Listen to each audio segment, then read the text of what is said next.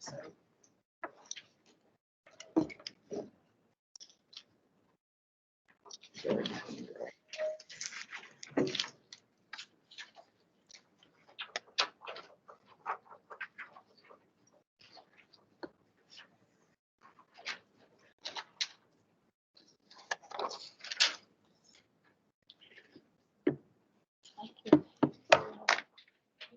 I like the Culver paper.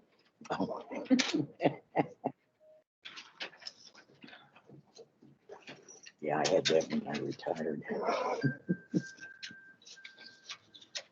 I was going through Grant's cabinets looking for paper. I found this huge stack of every kind of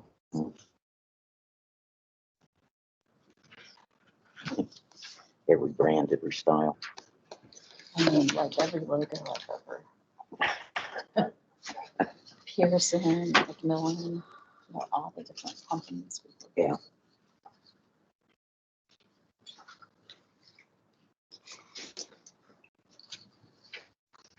Sure didn't make it on the agenda. Am I supposed to bring that up? You can.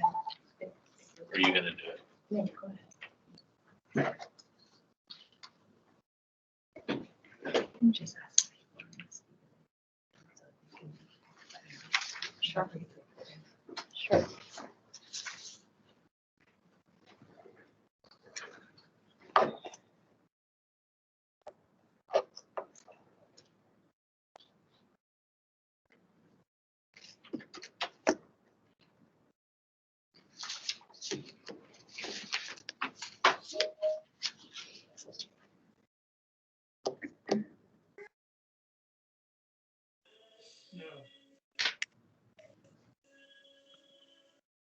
If you're online, please put yourself on mute.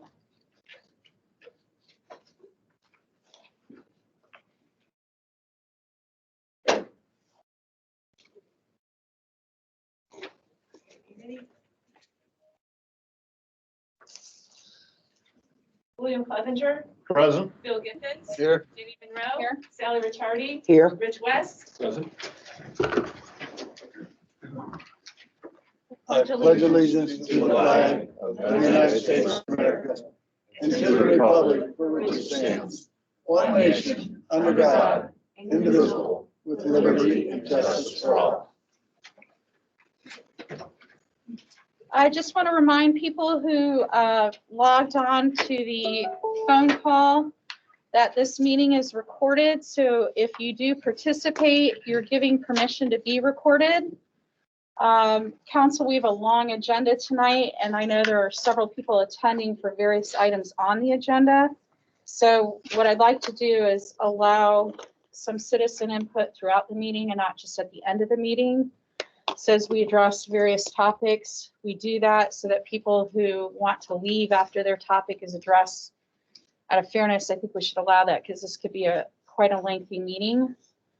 If you do participate in the meeting by speaking, please come forward and tell us your name for the record of the minutes, and also so that you can be heard on mic, so that those online can also participate if necessary.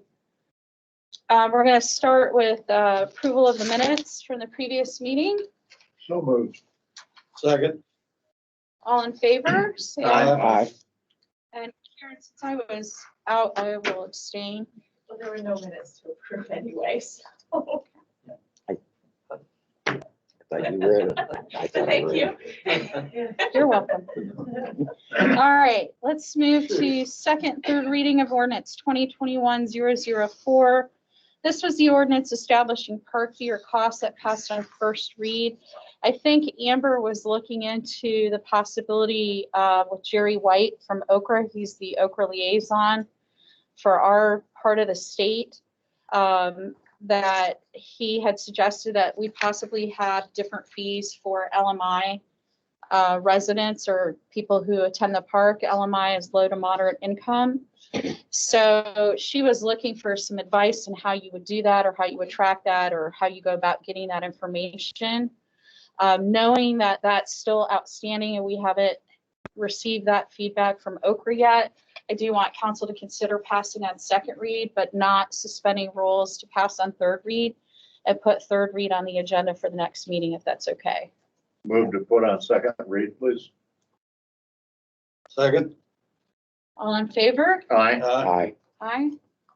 We had a Zoom call with him, Jerry, for the seller update for the town. We requested some information there. I haven't heard back, and I emailed him again today, so hopefully by the next meeting, Okay. we'll have some more advice from Okra. Okay. Ideally, if, you know, a lot of the projects that we did under the Okra grants target LMI, Yeah, so, they had suggested, I believe it was a 25, when we talked to him way back, when he was coming through the lodge and checking it out post-construction. He had suggested 25%, and then when we were on the Zoom call with him about determining who is and isn't, he just off of the top of his head, he said that usually they don't require proof of LMI, but he said he would look into it. So that's just him speaking off the top of his head, though. So I'll confirm those Okay. details. we could also put a note out on the email listserv for elected officials. There may be other towns that do that, Amber. We could certainly ask the question to see if there's Yeah. policy by another town. Yeah, it was originally So- 25% less, but proof, he said usually they don't ask for proof, but yeah, we can ask him as well what other towns do that sort of service and see what their conclusions were. Okay. We'll put third pass on the agenda for the next meeting then. Next on the agenda, we have the Culver Council of Churches. Is there someone here to speak for that? Yes, there's three of us here. Okay, Do you want us up there? yeah, that would be great. Just come a little bit forward and let us know who you are. Do I need to wear the mask? Just so you can see your face. Well, yeah, I'd like to make introductions. I'm Don Freeze, and I'm secretary of the. I'm Sally Flora, I'm the treasurer of the council.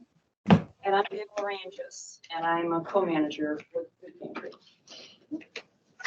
Okay, all right. I'm gonna take the lead on it, and if I get in trouble, they're gonna bail me out. To start with, Culver Food Pantry operates under the auspices of the church, the Council of Churches. And it has been in existence for, I don't know, over 25 years. Beyond that, I don't know. I'd like to get to the point. The Council of Churches would like to meet with the town manager and whoever you feel appropriate to discuss a collaborative venture between the town of Culver and the food pantry. That's the objective. This co-op, if you will, would consist of the town continuing to own the building at the corner of South Main and Davis Street, bordered on the west by Ohio Street, the building that I affectionately call Penders, okay? The food pantry would occupy a portion of the building, and the Council of Churches would pay the utilities, the liability insurance, and other operating costs. The town of Culver, I find to be, I mean, I've been in the area 20 years, and I find it to be a very caring community. And what the town has accomplished and the people in this town has been very good for the people. And I'm talking about the beach lodge. Renovation, the Cavalier Park, bringing in apartments for housing and so forth. All very positive things for the residents. A joint venture between the town and the food pantry would be further enhanced for the people, especially those in the community and surrounding area that are in need of help and food assistance. The opportunity, and that's what we see this as, is an opportunity for the town and for the food pantry. And we come to you considering this as an opportunity. We were not actively looking to physically move the food pantry out of Grace United Church right here on Plymouth Street. We were not looking for that. But this building is there, and it's here and it's now. And therefore, we thought it might be appropriate to try and get this collaborative effort between the town and us. And it would help the community greatly. The benefit to that facility, what I call Pinders, is handicap accessible. It's all on one level.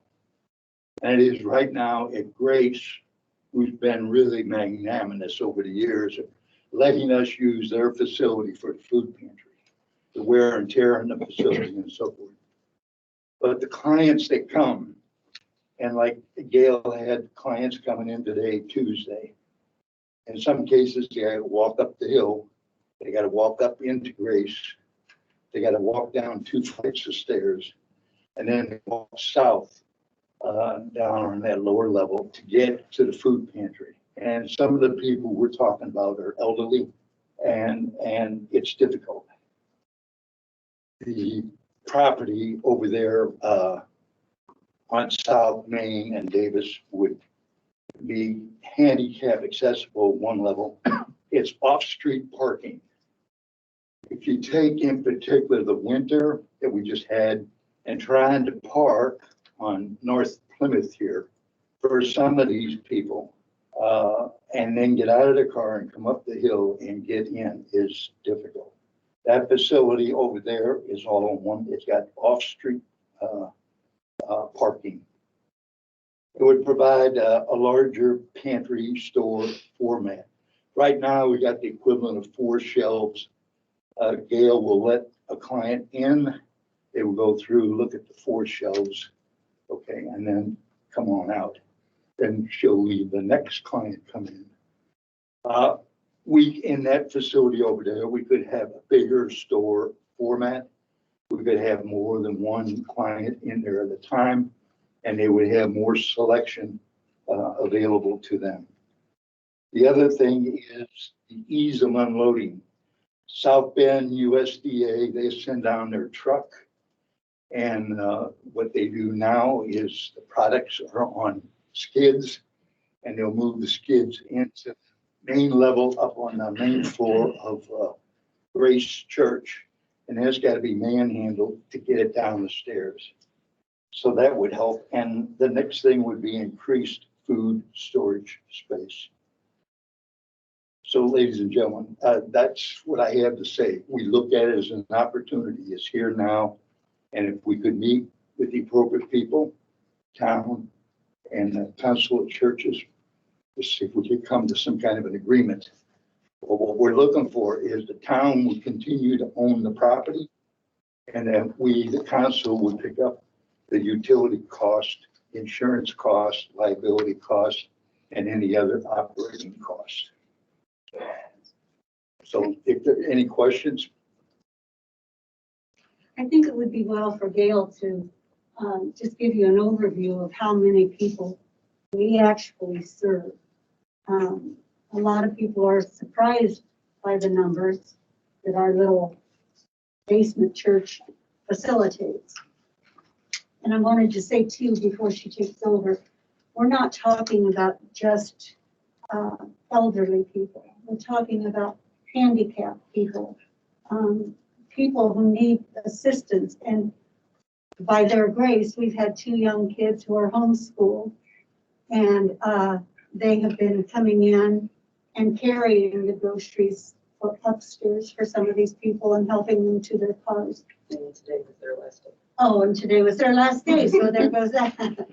So Gail, why don't you give them a little bit of how many we serve?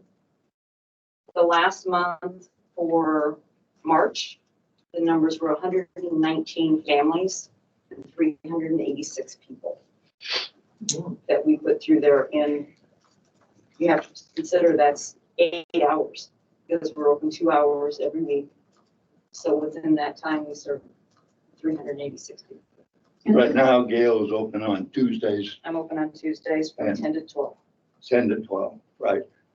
And further, Gail is looking at the possibility of having evening hours for people that are at work, but they need that time to get there. And all of this is donations. We do not receive any funds from anyone other than your pocket, and the generosity of people astounds me. Amen. It's mind-boggling. So that's it, ladies and gentlemen. That's our I know request. from the Marshall County numbers that were reported during COVID that the number of people being served just tripled last year during. And it's all the free to pandemic. them. They don't pay for anything. Yeah. So, I think it's a tremendous service. I think the field does, and what you do in supporting that is great. I mean, I've seen the numbers of people and the need, and it's really impressive. And it's by the grace of God that we are not standing in that line, waiting to receive some food that someone has supplied for us. So, thank you. It means a lot. Thanks. One of the practical problems, and Neil and I had sort of just an off-the-record discussion about this, is the building's in terrible condition, and it probably not very habitable currently. So When you say terrible condition, are we talking about roof structure? I'm talking about HVAC systems. I don't know if they're operational. So heating, ventilation, air conditioning. I don't know about the plumbing systems and things like that.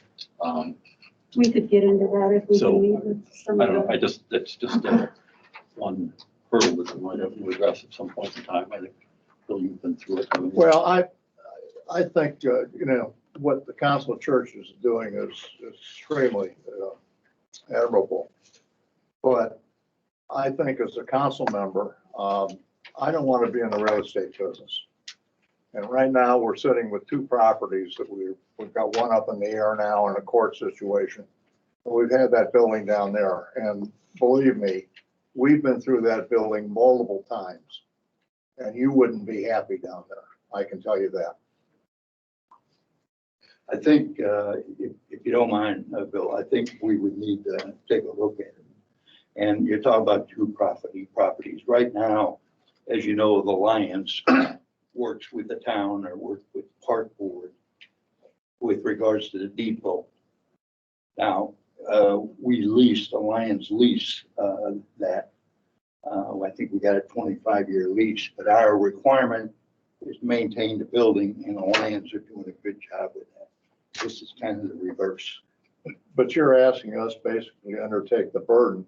To allow you to operate, we have to assume the burden. We have to assume utilities, insurance. No, we didn't know. We No, just said that we- would be us. We assume the utilities, liability insurance, okay, any other operating costs.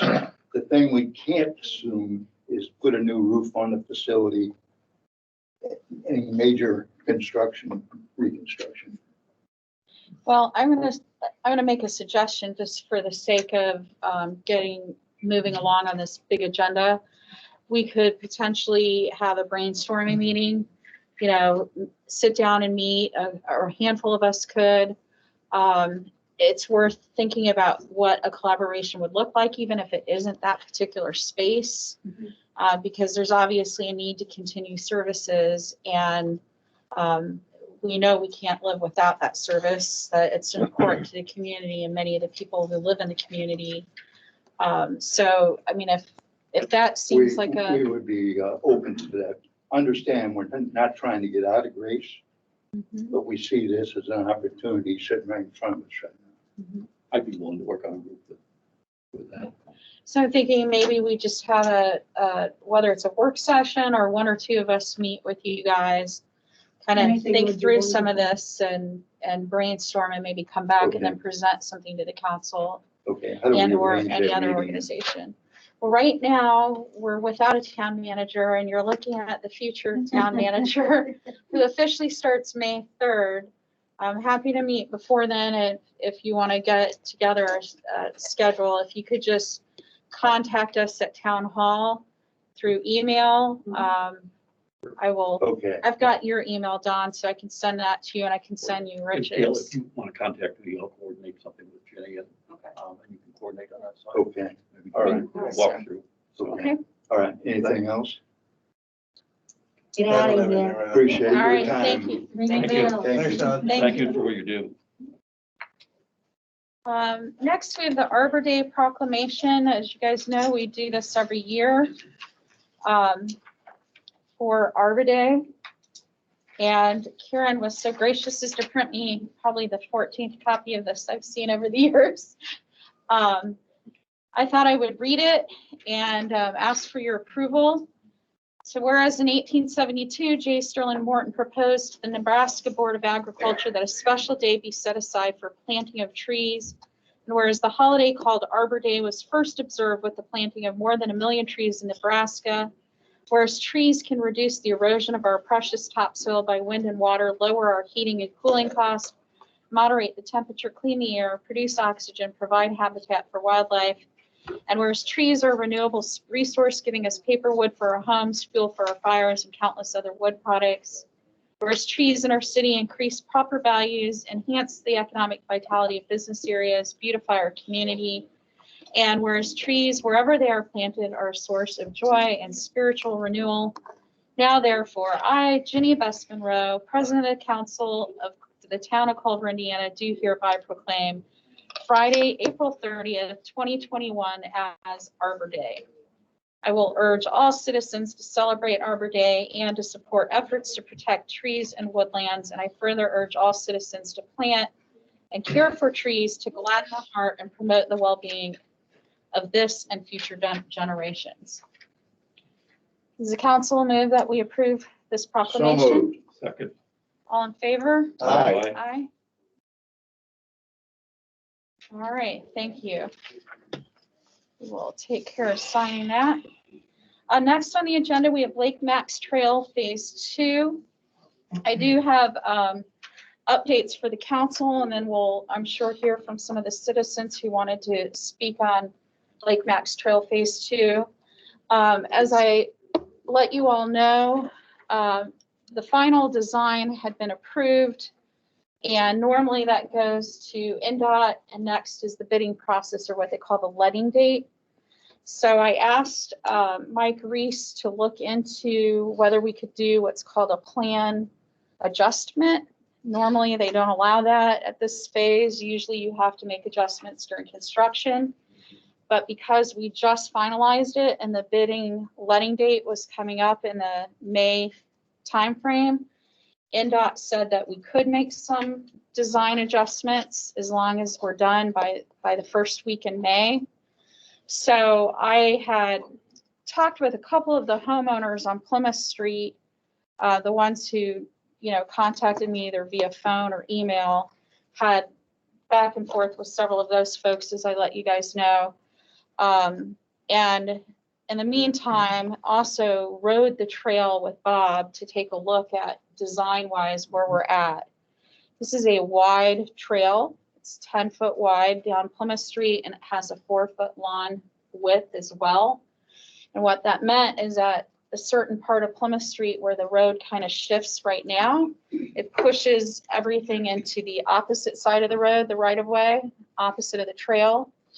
And that majorly impacts a few of the homeowners. So Bob and I, after driving it for about an hour and talking with some of the homeowners, our recommendation is that we work with Troyer Group to make design changes that we could then send out for the bid as a plan adjustment, because if we send out the original design and then send out an amendment, it's going to be a mess during construction. We can still make adjustments during construction, even if we do this. Now, I talked with Mike also, though, about the fact that that's going to cause re-engineering of the entire Plymouth Street if we narrow the trail and make this adjustment. And I think I told you all that his estimate was this would be around 7,000, give or take a couple thousand. So I asked him to draft a proposal not to exceed 9,000 for an hourly rate to make the design changes that Bob and I would request. Our current request is to look at narrowing the width from 10 feet to 7 feet, potentially removing the lawn space, which is 4 feet, or reducing that space. Mike has explained that that lawn space is really a safety feature more than anything, and it allows for trees, etc. And then there's a particular spot on Plymouth Street where Mike thinks that we could get permission from NDOT to go down to 6 feet on the trail width. That would significantly reduce how much right-of-way we have to go into on the opposite side of the road of the trail. So what I'm asking for is that we approve of making design changes, first of all, that would go into the bid letting package.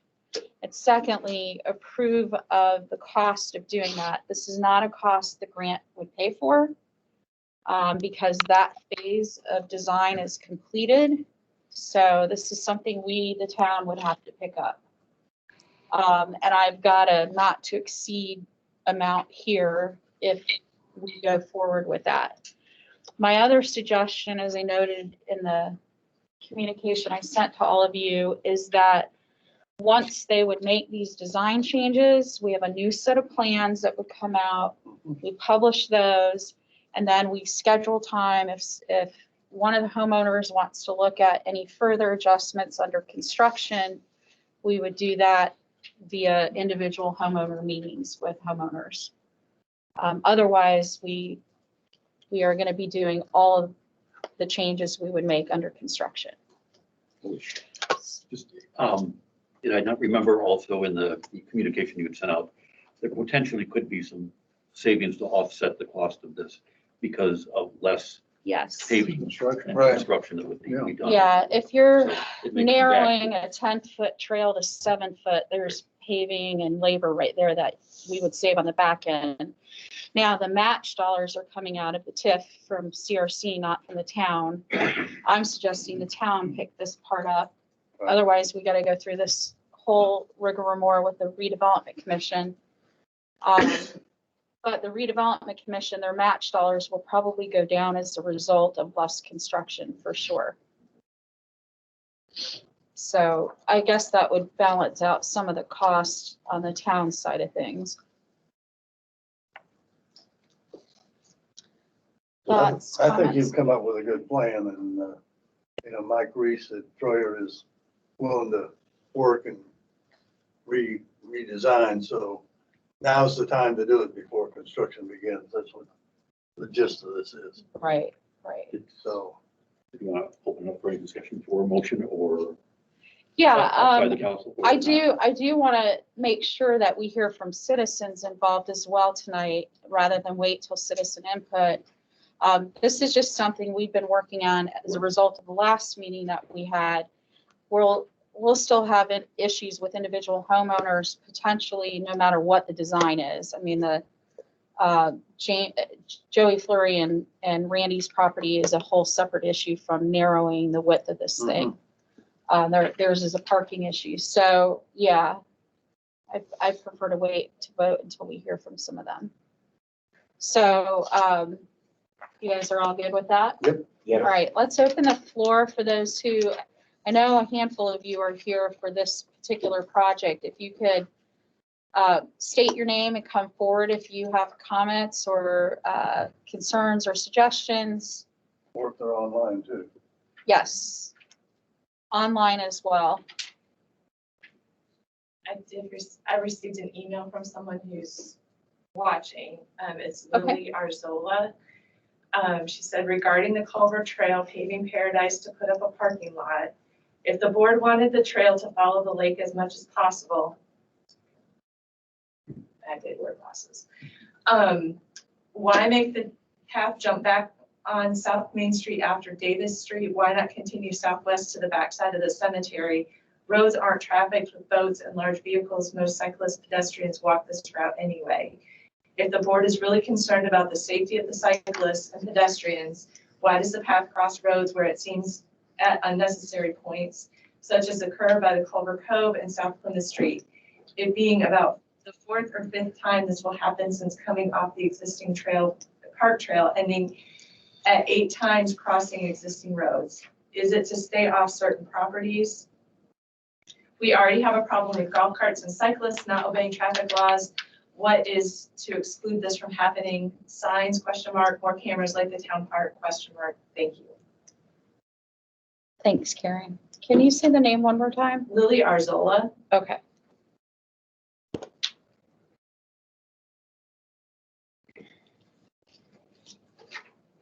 I'll respond on the design aspect of it. I do know where one of the crossings occurs on Plymouth Street is because of right-of-way. As you go further south, we would end up taking out stone walls and interfering with property even more under the current design.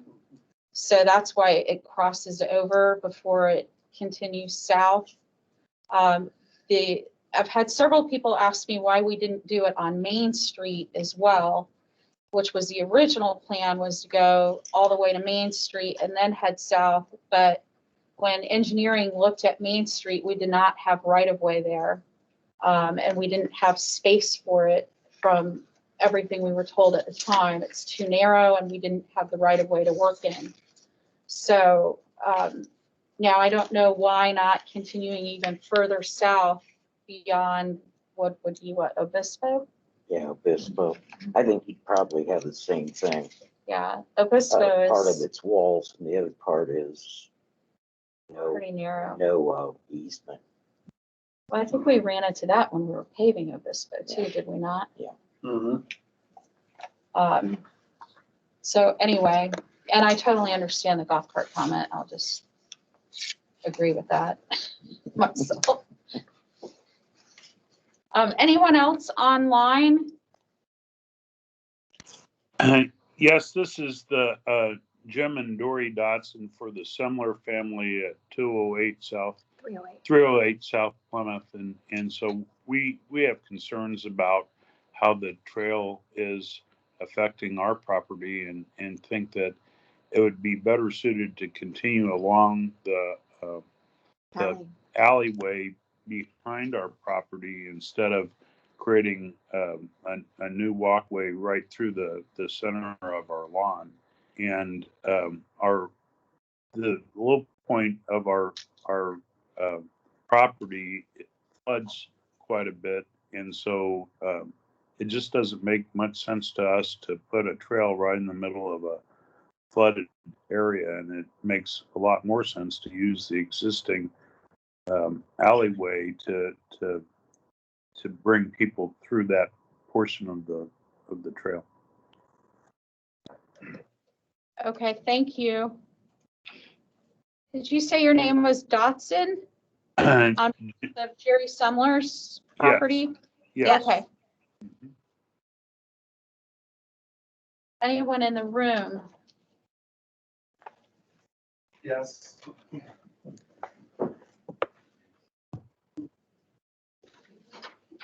Randy Rutschlag, 411 South Plymouth Street. I'm just wondering, the new plan that you're calling for to design, is that going to include the existing sidewalk that's already there on the east side of the road?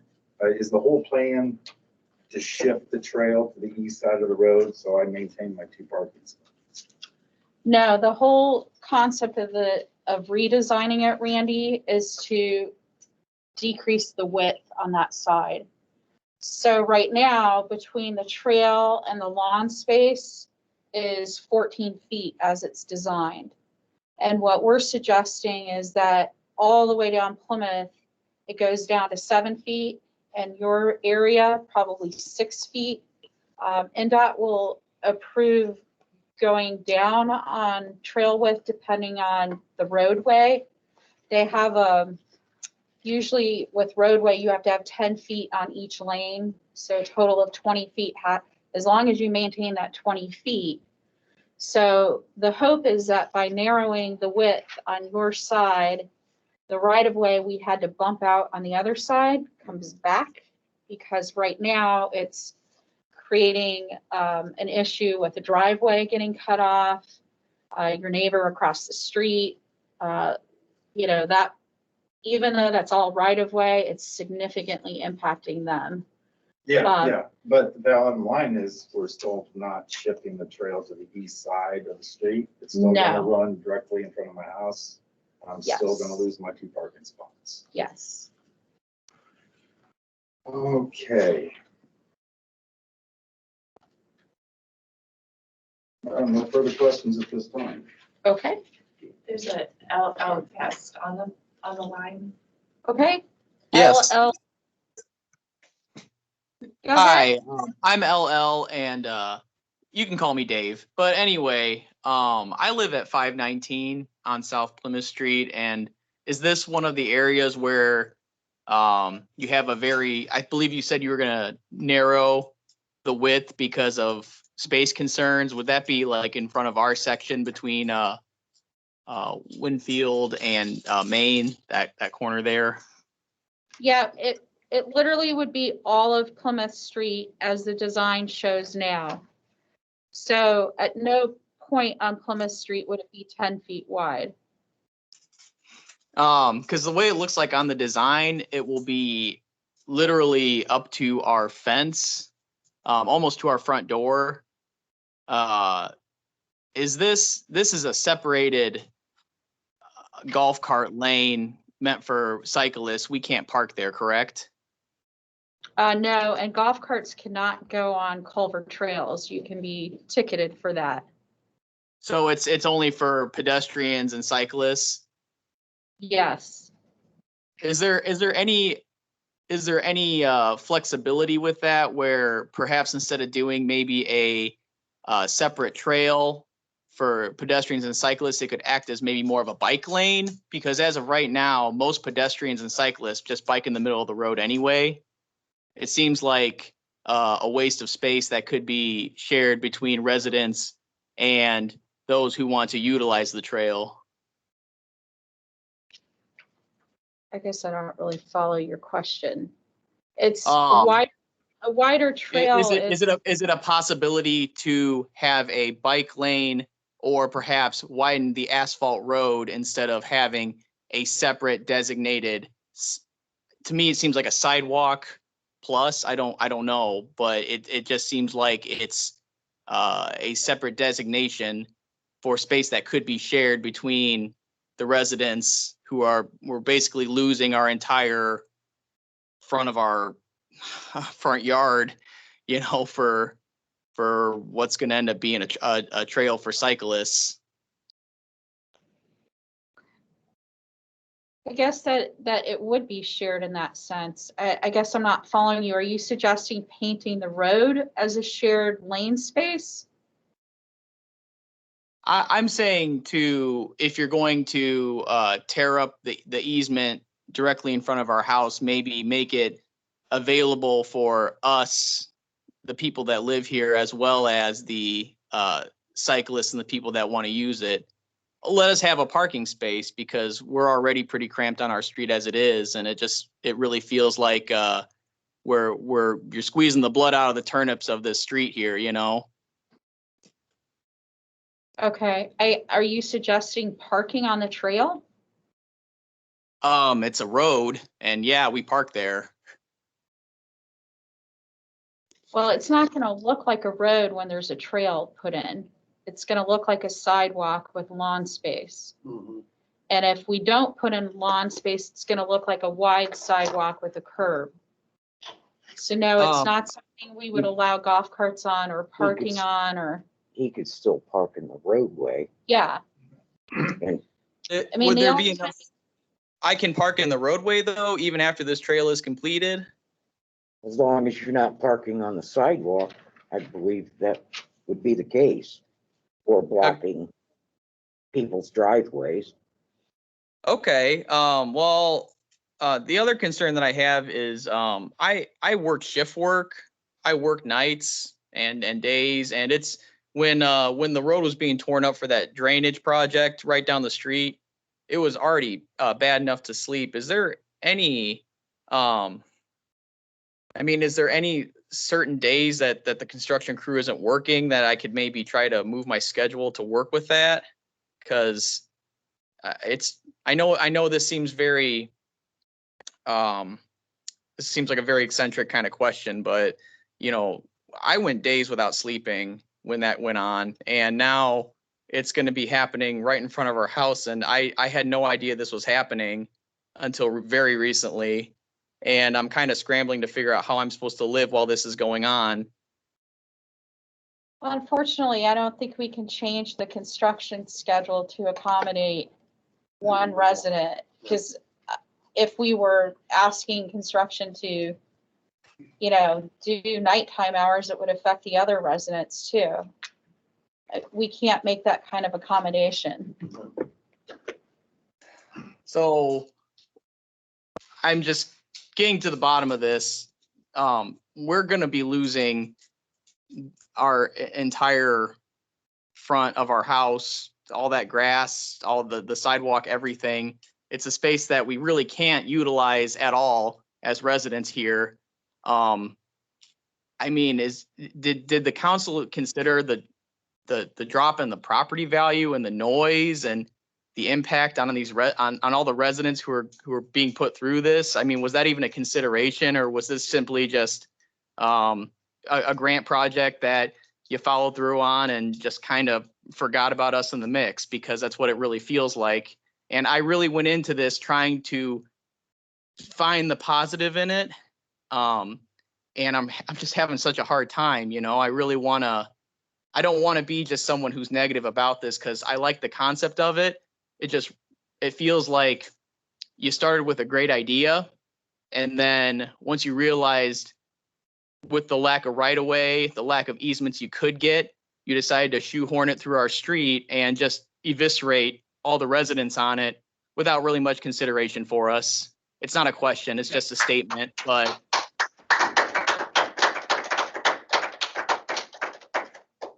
I'm sorry, I don't mean to be disrespectful. I understand that you guys went into this with good intentions and good ideas, but then when you realize it wouldn't be as easy as you thought it was, you just decided to just squeeze the little guy, and it hurts. I'm just gonna leave because I'm not adding any construction to this. I'm not saying anything constructive at this point.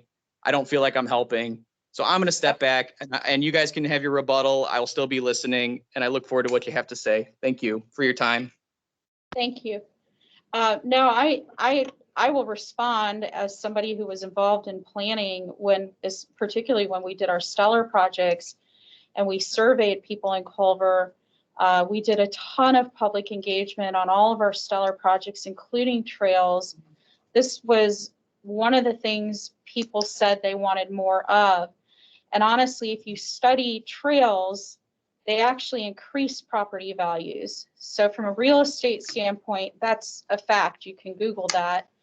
But from a planning standpoint, no, it wasn't a let's squish the little guy attitude. We've been working on trail projects since 2016. We did a master trail plan in 2017, along with our stellar plan. We had numerous sessions at the public library with people helping to plan that. People showing up where we had maps to say, don't put it here because this is a highly traffic dangerous area, or, oh, gee, it would be great if you put it here because it's scenic and beautiful. We have no choice but to work with right-of-way. Where we don't get right-of-way, we have to go through a federal process to acquire land or acquire an easement. That process occurred on this project. So on your street, we do have right-of-way. In other areas of this trail where we don't have right-of-way, we had to follow a federal process to contact those homeowners and purchase an easement or purchase land itself. That has to occur on any project where we don't have right-of-way. So we had a public hearing on this project as well as other engagement on the project. We did with all of our stellar projects, including phase 1 of this trail. So I understand that you didn't know or didn't see those things or didn't participate in those sessions. So in that respect, I sympathize with where you're coming from. I think, personally, I think the council is open to making design changes to accommodate homeowners. That's what we're attempting to do. We cannot just tell NDOT we're going to move this route. We're way past that time frame in terms of how this process works. If we were to cancel the project altogether, we are losing the money we've spent on this, all the time and energy we put into it over the years. We're losing over $1 million plus grant. We will not get future grants from NDOT. They have supported numerous projects in the town, including paving our roads with community crossing grants, where we receive sometimes 10 times the amount of our paving budget. So we're not in a position of wanting to risk our relationship with the state agency or throw away these kind of dollars to improve property. And if we weren't working in the right of way, we would have to acquire an easement from you or pay you. But that's just not the case on Plymouth Street. It's the case in other parts of some of our trail projects.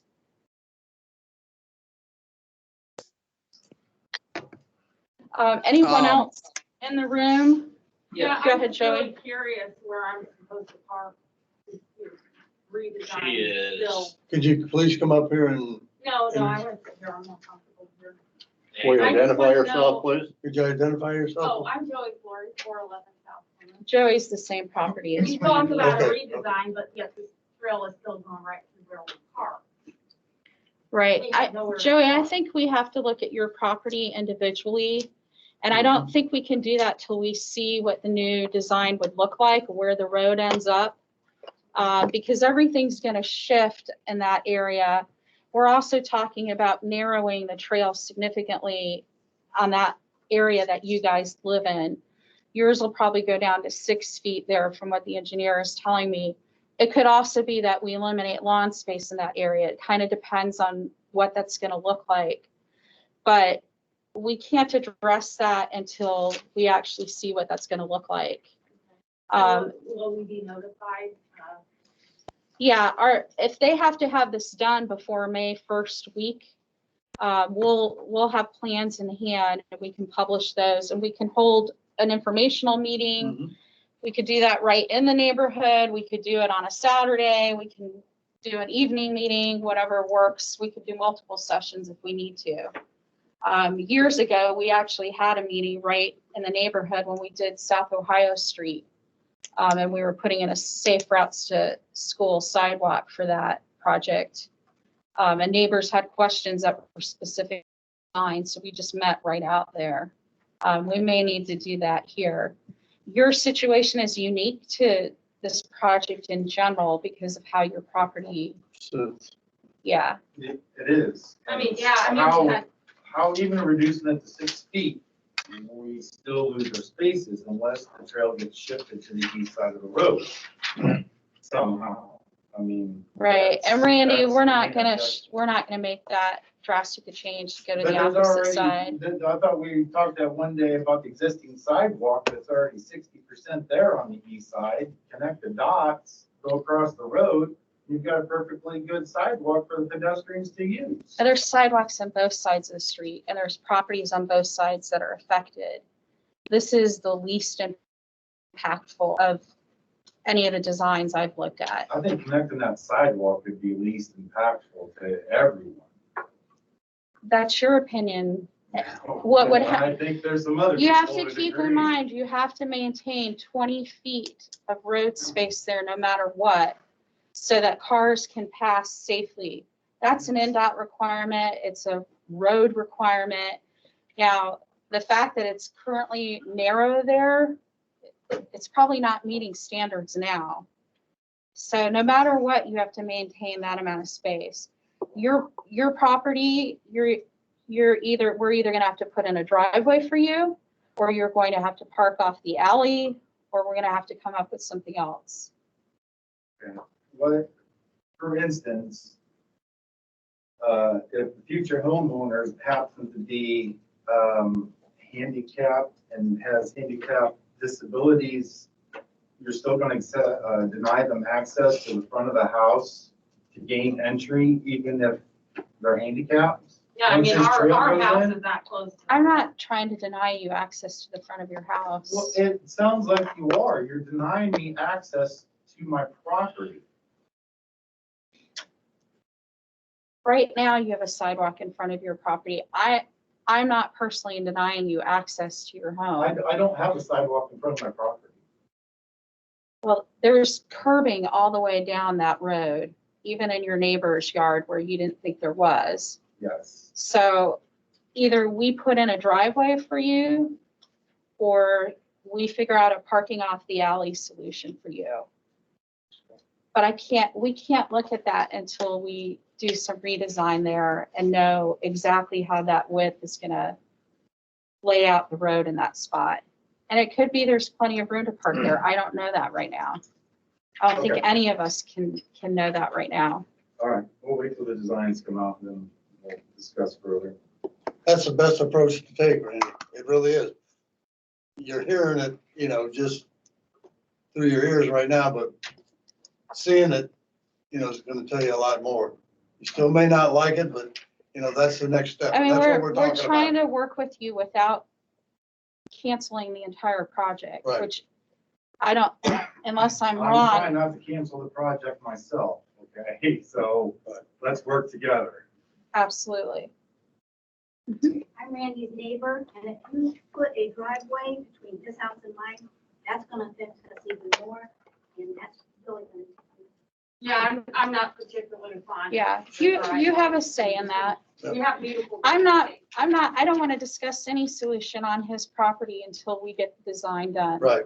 And then we have to follow Culver ordinance on those sorts of things.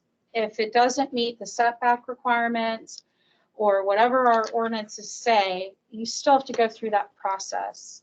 We have people on our BZA who are here who get that. We can't just go, oh, give them a driveway and all is well. I understand that. You know the space between his house and mine. And I'm thinking, I've seen it. There's not a lot of space there. All right, anybody else? Yes, Yes, sir. I'm Tim Oldham. I live on the other side of Randy, 409 South Plymouth Street.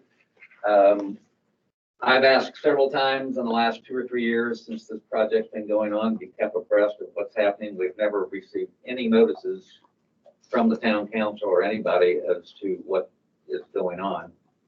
I've come over and asked several times to see the drawings, and I've got pasted together 8.5 by 11 sheets of the drawings, and potentially, if you're gonna redesign this and make adjustments to it, where can we see this and how can we be kept available so we know that this is being done?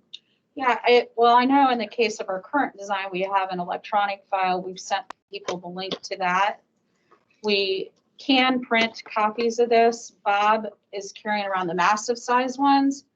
They're not easy to read. I mean, it's obviously engineering plans, so. I've been in construction for like 50 years, but So I you can't know. read them. But it's at the same point in time, my other question is you're talking about redesign, who is actually doing the design work? Is it a firm that does this, or is it a Yes. group of It's local residents? It's the same engineering firm that did the original design. And they designed the phase 1 trail, and they're working on the phase 3 portion of this trail, which is on further over by the academy side. that Troyer group. Yes. So, Yeah, and, once we get those in, we'll, but will people be, I don't do emails and I don't do, computer stuff. So I rely on mail and or telephone calls. right. So, but Well, so that's part of the issue with how people feel we've communicated. yeah, all of our I had no meetings- idea this was going on until all of a sudden somebody says, Right. oh yeah, they're gonna put a trail in front of your house. We are required to advertise any public hearing, any meeting, informational or not. I understand. We do that through the paper. We do it through what's called Town, Gown, and Lake. It happens to be a massive email list. We reach a lot of people that way, and we do it on social media. We're not required to go through all those methods, but we do. We really do try hard to engage with the public. We are not huge. We're not a city. We don't have So I resources appreciate to that. call. That's why we come here. I've been coming here Right. for 70 years. Absolutely. And now the trail is, you're funneling people and not letting people make their own decision. Well, I want to go this way or I want to go that way. And if I want to go by the lake, I can. If I We're want not go going here, to I can. force anyone to go on No, the no, trail. no, but it's a funnel thing. I've seen a lot of trails, a lot of them work and a lot of them don't. But Yeah, I'll just keep checking with you. I- all. I As far as do- communication goes, perhaps with your group, if you identified a leader and either gave Karen or one of us the contact information from that leader. When we get these plans in, we could contact and say, okay, how about these for some alternative? That would be meetings? nice, because I mean, it's. Yeah. it's, I just want you to understand that we're not we don't have resources to call every single person. We did have our town manager, required by Oprah, did a quarterly newsletter on all of the stellar projects. It's published online. We do make efforts beyond the normal requirements. So I get why you're distraught about it if you weren't personally contacted. That takes a lot of time. Now, should we do that in the future? Lesson learned? Okay, I understand, Well, but at least to the people that are in the route, you know, not necessarily everybody in the town hall. Yeah. But I mean, and I'm not here, I'm here basically on weekends. And so, you know, I don't really. right. And I don't Well, get that's to the look other at thing. We have a paper. lot of part-time residents in Culver. We don't always reach them. I appreciate that. And we hold these meetings and sometimes no one shows up. And that's frustrating on our end because we know they want to have input. Well, I'll check with some of the other neighbors and we'll keep advised of what's going on. So, thank you, Yes. Rick. I know a few of you now. I've been in contact with a handful of you. So when the new plans come out, we'll try to get word out, word of mouth at the very least. All right, thank you. And that assumes, however, that you all approve of doing a redesign and paying for this. So I'll bring back the contract. I do have to do one that. more question. Mhm. So, has it been looked at on the design of the trail with the current sanitation trucks and how they move and how much they weigh? And they will be running over parts of this trail on South Plymouth Street in order to pick up our containers. Trash truck weighs 55,000 pounds. I don't know what the concrete rating is on this walkway, but I don't know if it's going to be rated for 55,000 pounds. Because if you put the trail on the west side, then you got our property lines. The containers are either going to be on our property and the sanitation trucks got to cross to pick up the containers over the trail, or we push our containers across the trail, set them on the trail, and the truck picks them up, and then we'll have to extract them afterwards. But that trash truck driving on and off of this trail, I think is going to cause some serious issues. A trash truck driving on a trail is equivalent to driving on a sidewalk. And part of the reason that we had to go into the other right of way is to widen the road to accommodate vehicles. So we would not expect a sanitation vehicle or any other to go on a trail the same way we don't expect them to drive on a sidewalk. But they have to reach out to pick up the containers. Yeah, do we put our Did the one arm containers? reach out Yeah. and get there? And I don't know if they're gonna be. able to They're, yeah, span they're not gonna be able to reach 8 or across the 10 whole feet. entire trail to get the containers. That's the problem. I guess We I'm either not- have to put the Well- containers Am I on not the seeing trail. You know, Issue on people that have sidewalk, a curb sidewalk combination now, they put their trash Yeah, it's not a problem. on the further down sidewalk, street, and but- you would be doing the same thing. I mean, What, set in the technically, you street? could put it right up Yeah, to the we'd be sitting curb. in the street. No, you'd be on the trail. No, yeah, it would be sitting directly on the trail. You can set it right all the way up to the edge of the road if you want. I don't Right. have a sidewalk on my property and I set it right on the curb. I don't. I guess it think you guys depends on understand your what I'm saying property. here, But I just wondered if it's been reviewed with the weight of that truck, because there's They're not going to gonna, be areas where it's going to be crossing over. That's a question for the new design, yeah. I think. So I'll ask for a motion to approve the amendment for Lake Max Trail Phase 2, not to exceed 9,000 to So- complete redesign engineering. So moved. Second. All in favor? Aye. Aye. Is that Bill, C, and Rich? Yeah, Bill Sandridge. All right.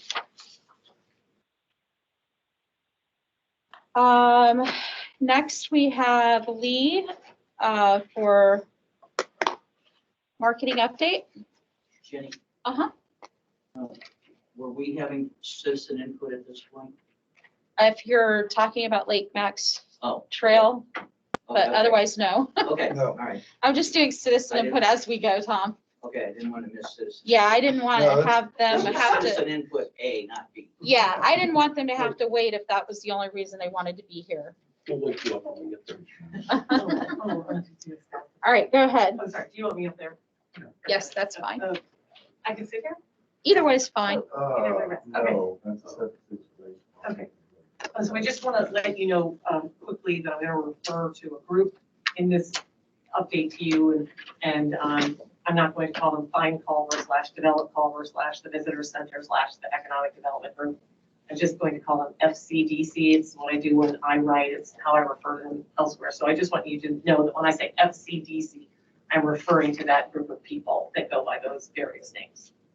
So just to give you a quick update, this is an update from my presentation from March 9th of this year, when I asked council to consider letting me put together a group that was from Chamber, CRC, and the council, or ideally that our new town manager might want to be involved, to interview, assess, and hire a marketing / digital marketing firm that would educate us and help us accurately and consistently tell our story online and in town. And in a follow-on email, I shared with you that I'd be meeting with the chamber board, and I did so on March 30th. And I made the same presentation to the chamber board that I made to you, and I asked them to vote on what I had proposed to the council. And that vote was 6-1 to move forward with putting together a group to interview and assess a marketing / digital marketing firm. I also suggested to the chamber board, and they agreed, that rather than FCDC, that they should actually be the 501c3 that would receive additional funding from council and CRC. Most importantly, because they interact with our businesses. FCDC does not. The chamber members are the people who make up the TIFs, who generate the money that funds CRC, and they should certainly be in line in front of FCDC for any funding. Also, one of the chamber board members is on the Marshall County Tourism Board. That board is considered an enemy by FCDC. I believe the chamber can work with them and potentially even convince them to share some monies, and I am willing to help them do that. I want to remind you that FCDC made a 30-slide PowerPoint presentation to both you and CRC just about a month ago. In that entire presentation, there was no mention of any reassessment or any future planning. But you should know that in the last week, FCDC has reached out to CRC to ask them to give them $10,000 in emergency funding, because they're saying that what actually happened in 2020 was that they, quote, paused and pivoted. And believe it or not, they now want to hire a marketing / digital marketing firm to help them figure out who they are and what they're going to do going forward. Of course, they've already selected that firm. It's a group up in Michigan. They did this all in secrecy, in my mind, in utter desperation, and as always, with zero collaboration. These guys could not have validated more everything that I've been saying about them, that they don't have a plan, they've never had a plan, they don't reach out to our businesses, and they don't reach out ever to other relevant stakeholders. The primary tenet of any Main Street group, and I'm just going to say this comes right off of the Main Street, Indiana Main Street website, is to cultivate very broad community support and represent the community's diversity. FCDC is the antithesis of that. I hope you remember that the last time they were given money to hire a consultant was when they were claiming they were the new economic development group in Culver. This was back in September of last year, and Oprah gave them $8,000 to do an economic development plan. And the document they generated is so embarrassingly bad that they never did make a formal presentation of it to the town, and they don't even post it on their website. Why would you give these guys an additional $10,000? And this time it wouldn't be Oprah's money, it would be our local TIF money, our business's money, to do something like that again. So in my opinion, I think it's time to move on from FCDC.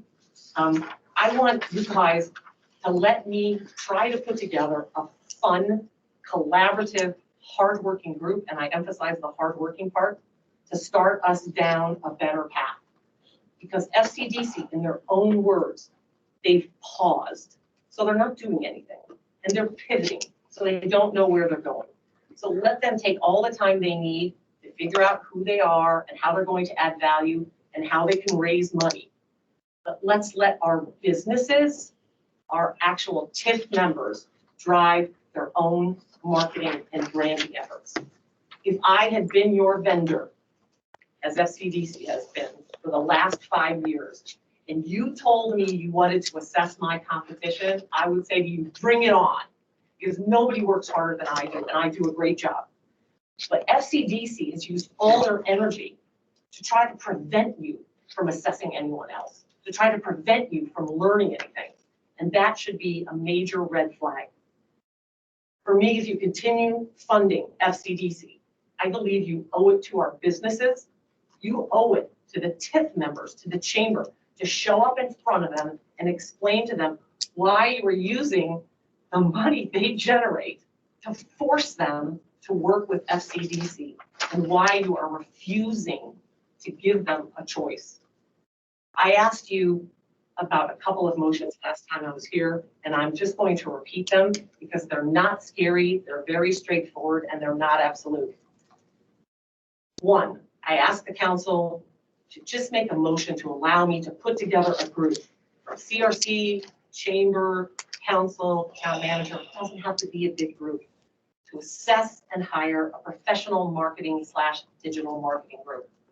And two, I'm asking the council to no longer fund FCDC or to allow CRC to fund FCDC until this review process is completed and we assess whether any relationship with FCDC will continue. This is not going to take forever, but I think we need to do the work.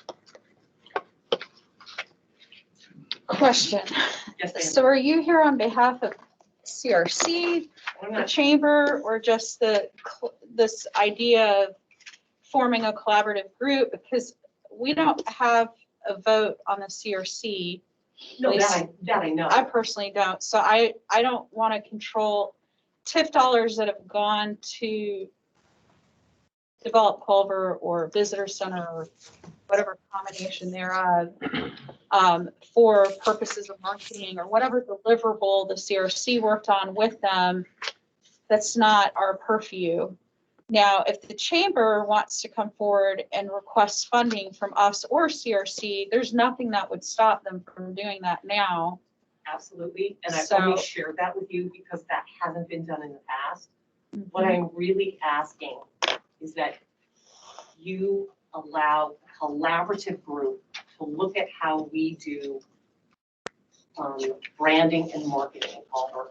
I think we have a lot to learn, and I don't think we do it to do you say definitely?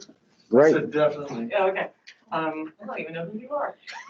You'll learn in a minute. Oh, okay. Yeah, I think, Leigh, right now, I think those things can happen organically anyway. We don't control marketing Culver. Like, I would not be opposed to any group working collaboratively on a marketing initiative or business, you know, something related to the chambers, whatever initiative they have. It's okay with me. I'm not. The point I want to make to you is that you don't get collaboration unless there is a single point that's driving that focus. Right now, if you let FCDC run out and hire a digital marketing firm by giving them the money to do it, it runs counter to everything that I'm telling you. And when you ask me who I represent, I wouldn't pretend to say I represent the chamber, but I would say that I'm trying to give them a bit of a voice.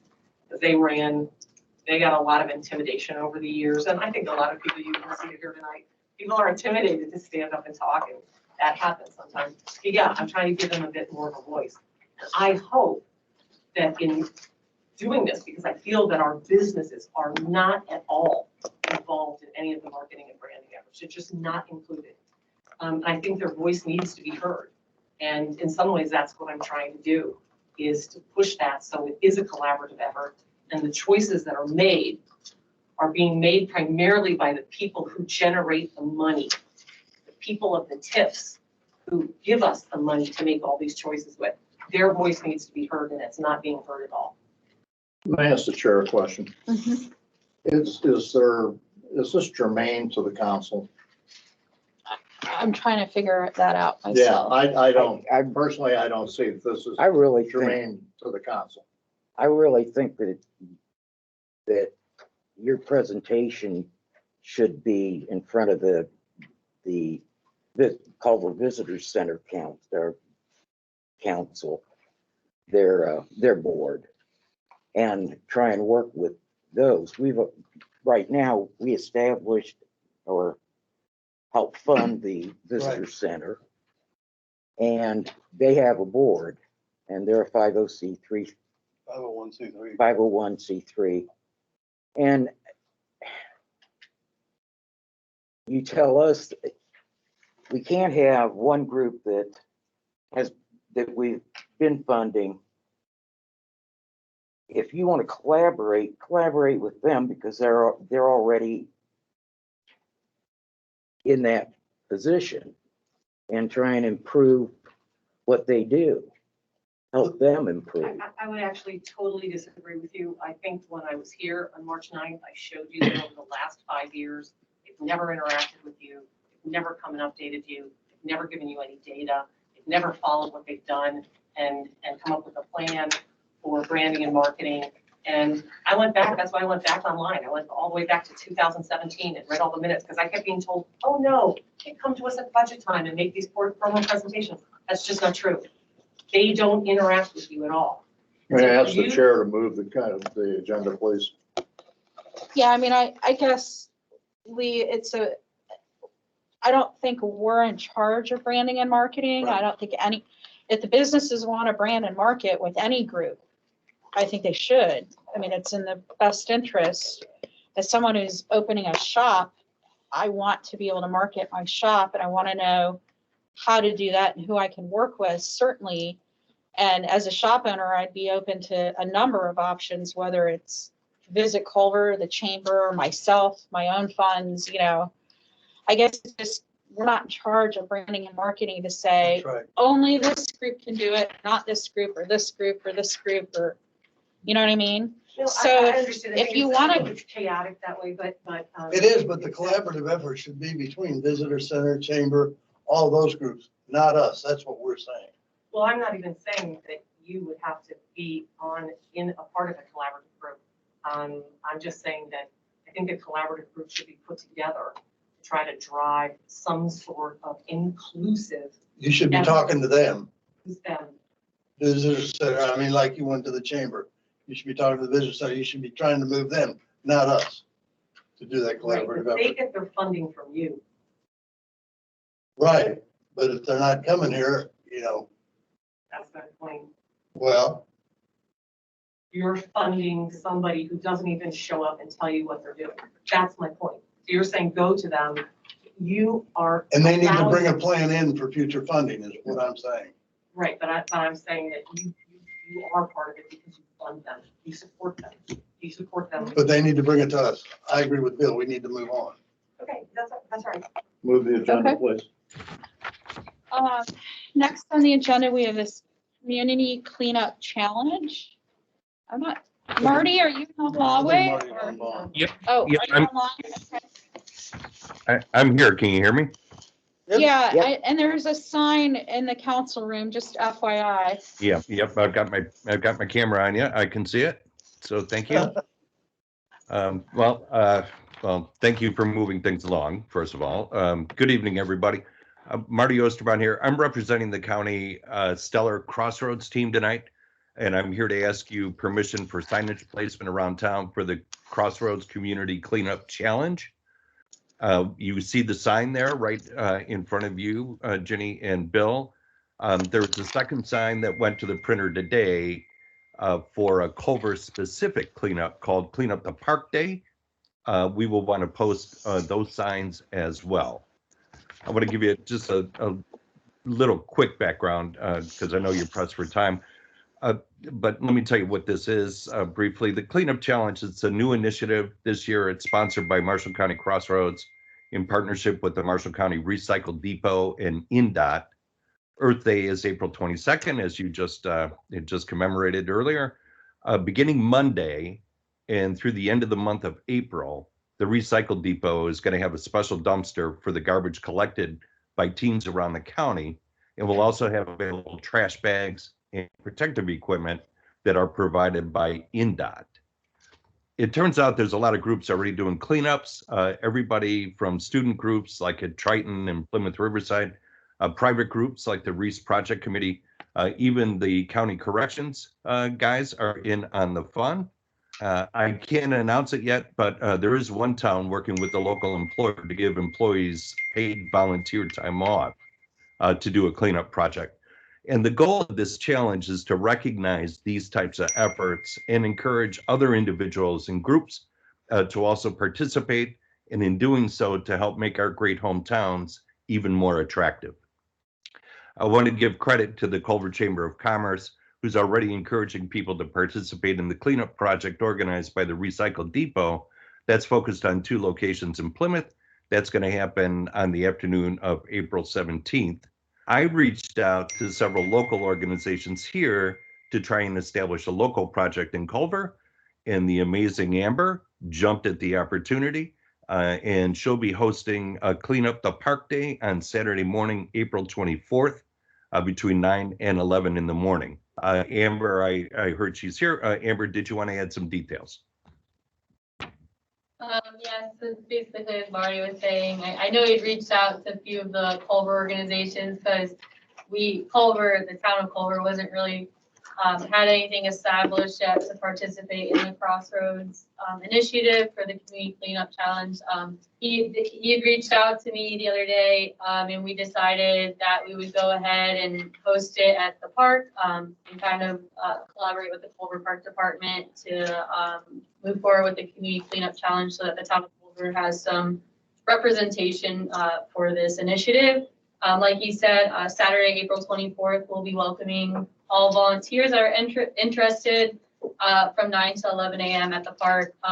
As a Saturday, we'll have refreshments for anyone who's interested in participating, tools, etc. We're encouraging everyone to bring any tools they have. We're looking to do some trash pickup and prep our flower beds for the spring planting. So that's what the event will look like.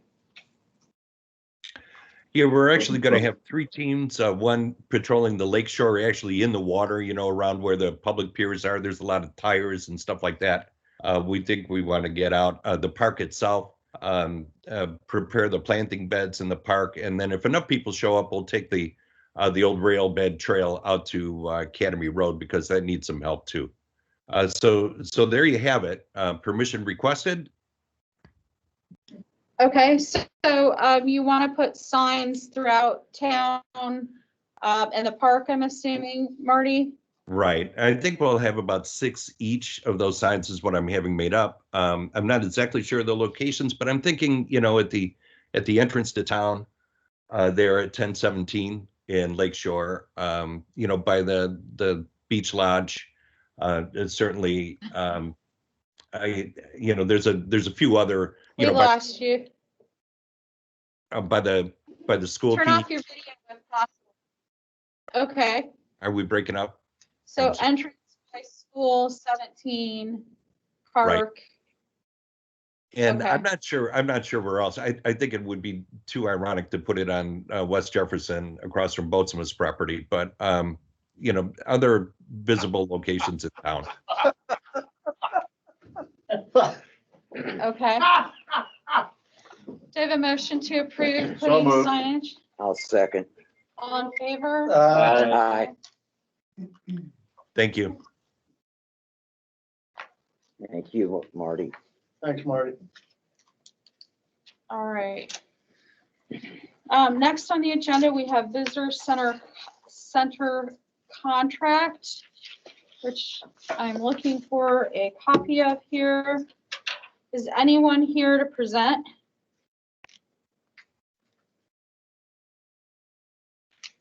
So Karen, I think this is one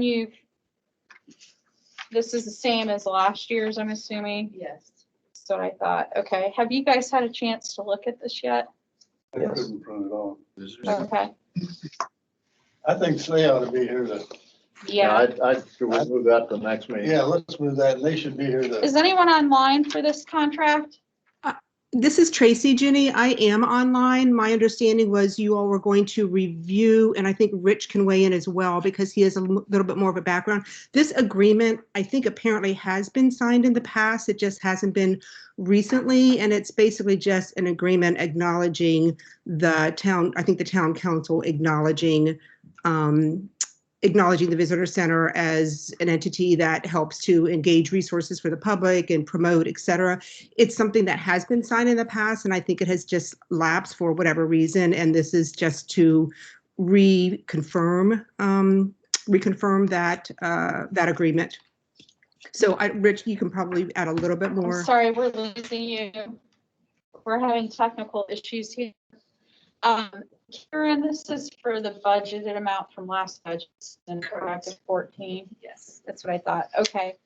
I'll move it to the next agenda. We'll ask for presentation from somebody visitor center wise. Thank you. I agree. All Need right. a motion or not? I don't think so.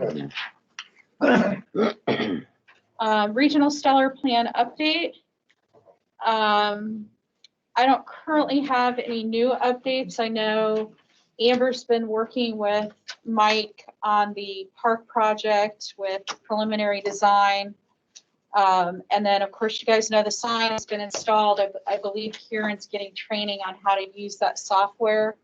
At some point, we will need, probably in the next meeting or so, and maybe Kieran and I can talk and come up with a recommendation for council. We're going to need a policy for who can message on the sign. And just so you know, the county and Marshall County Tourism will have access to that sign and be allowed to message on it because they have funds in that Okra project. But we need to come up with a policy on, you know, if someone wants to put a message there, is there a fee associated with it? Is it free?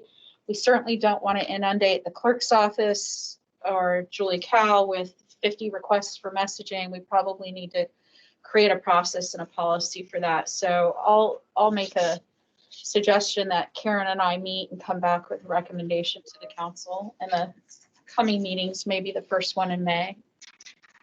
Other than that, the other update is with Lake Max Trail Phase 3, which is not exactly a regional stellar project. This was a grant we received after we received stellar designation. So as you guys know, we have to do an alternative route that you all discussed in the last meeting. I believe you guys actually voted to approve that alternative route after the work session with Doug Bird the week before. So that's going to mean a contract amendment. And as you know, the academy has agreed to share costs because this is not covered by grant dollars to start surveying, preliminary design, engineering, environmental, etc. So the amount that we had shared with Culver Academies that would have to be shared with them was $59,856 to pursue the alternative route. And what I'd like to do is ask council for approval of the amendment, but then also authorize Jim to work on an agreement with Culver Academies for paying this fee and also giving us the easements that we need for that project per our conversation with Doug Bird. And just as an update, Doug has reached out to Bob Porter on that utility easement that we were asking for to fix the water issue in the Fleet Parkway neighborhood. The Academies has already reached out to Bob. He's at a conference right now, so he's going to meet with Jeff Cooch when he gets back. So they'll start working on that, and I'll loop him in with Jim. But basically, I'm looking for two motions here. One is to approve the contract agreement with Troyer for the $59,856 so they can start survey and environmental work. Secondly is to authorize Jim to work on a contract with Culver Academies on this project.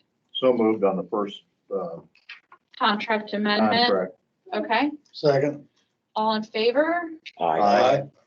And then second would be to authorize Jim to begin working on a contract with Culver, and Jim, I'll forward you all the relevant information I on was gonna say, that. I'm There's gonna a need lot of it. A lot of it, yeah. Yeah, So move on the second part. Second. okay, Jim to work on the contract. okay, all in favor? Aye. All right, Just clarification, since we didn't have the minutes, I think we did approve at the last meeting the change to the phase 3 location. I know that was one of the questions you raised, but I'm pretty sure at the last meeting that we did approve that change. great, I'm pretty sure too. yeah.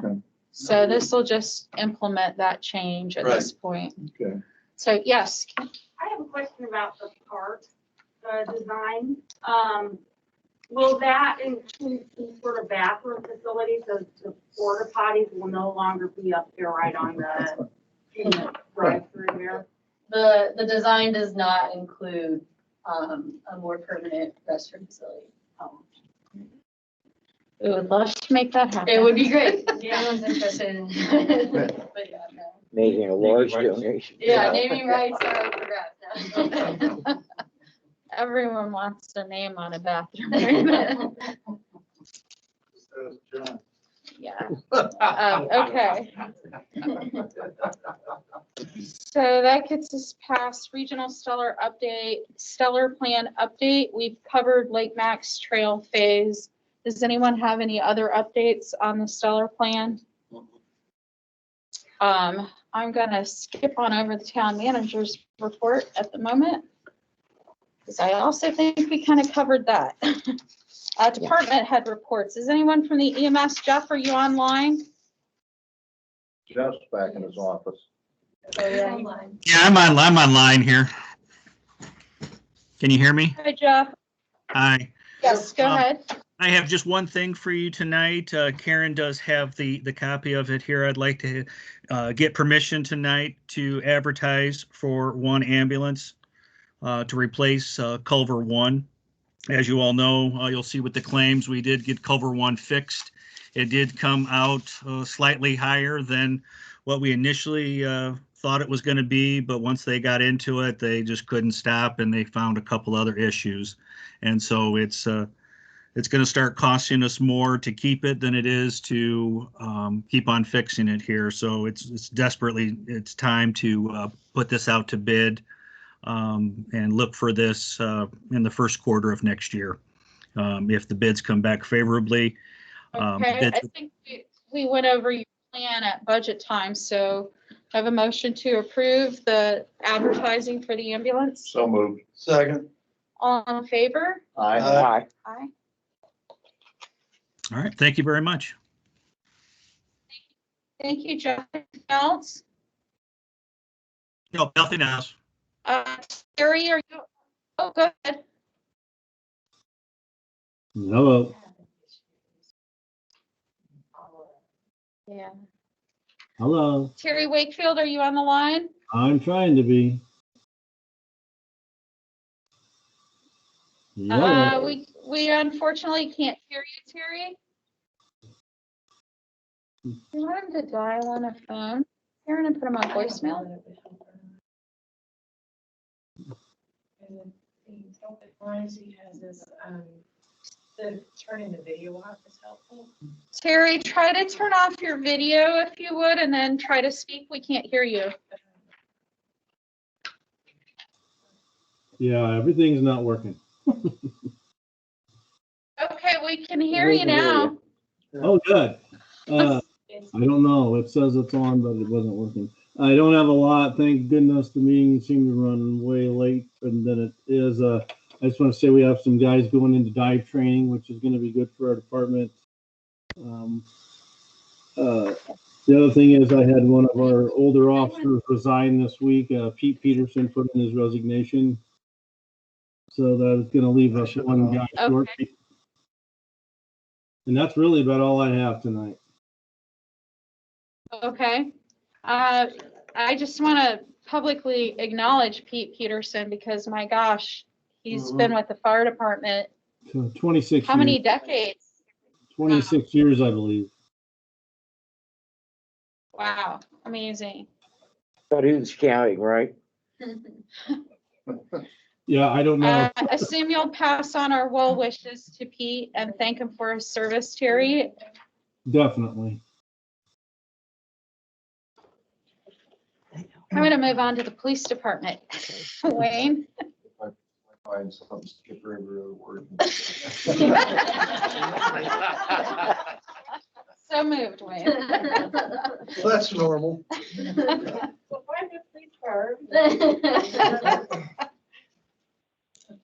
It's all I really have. You know, we have one of our officers graduating Thursday from the academy. He's coming back. It's hard to hear him though.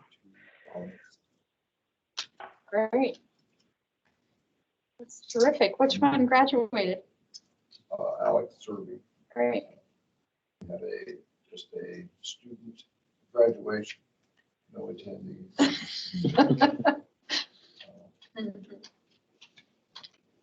No fanfare whatsoever. Do you need a new truck while we're having technical issues?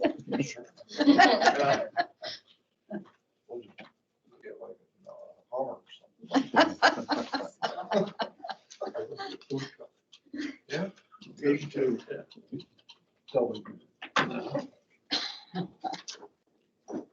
Is that all, Wayne? Yes. All right, thank you. We'll move on to Park with Amber.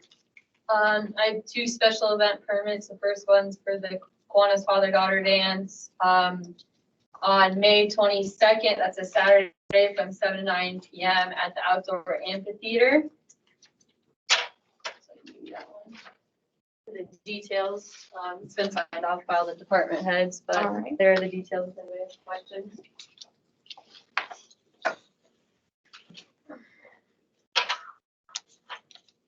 Well, that's kind of neat to do it at the amphitheater this year. Yeah, I think just with COVID and everything, we're just making it an outdoor event.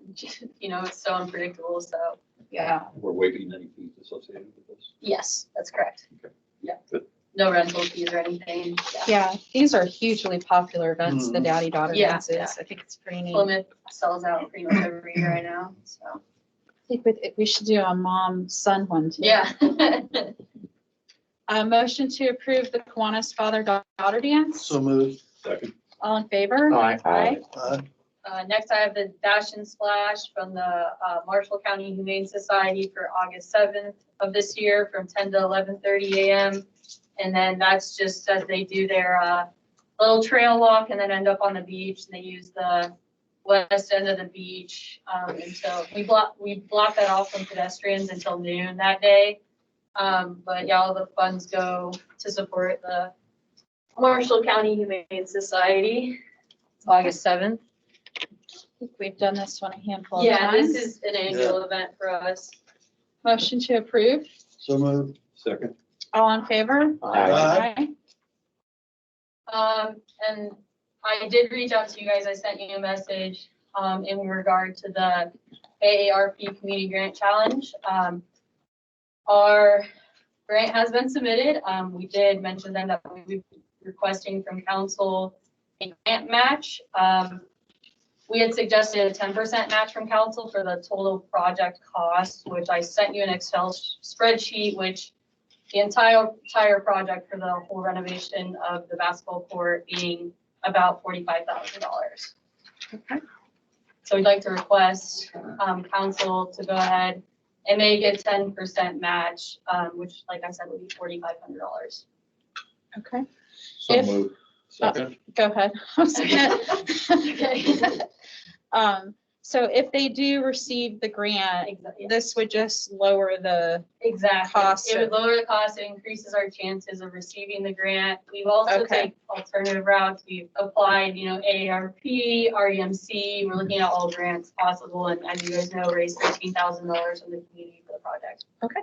I know we have a motion from Bill and a second from Rich. All in favor? Aye. Aye. Can we also identify where that would come from so Karen doesn't have to guess like what fund? Is this something we could do out of Riverboat or CCD How about the park? or Perk? Yeah, it could come out of- Park. Park improvement. Appropriate. Okay. And we have to do an additional appropriation anyway because of Yeah. something Bob's bringing up. So, Okay, okay. Yeah, we'd have to do an additional appropriation anyway for everything that's going on with project Okay. wise, so. So this could be added on to that. Yeah, and Karen and I talked about that as well. So we'll take that out of park fund. All right, thank you very much. Hopefully we can, I'll keep you guys posted on the results. We're really looking forward to it. It's been supported by survey results from the community and really supporting our the youth in the community as well. And it's a multi-generational project.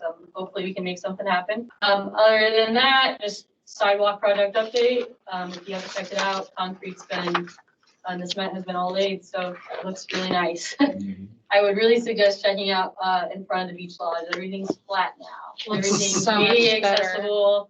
It looks amazing. So thanks to so Thomas much safer. Excavating for really getting that done. Because come May 10th, we'll start the new floor in the beach lodge on the downstairs. So it all coincided really well.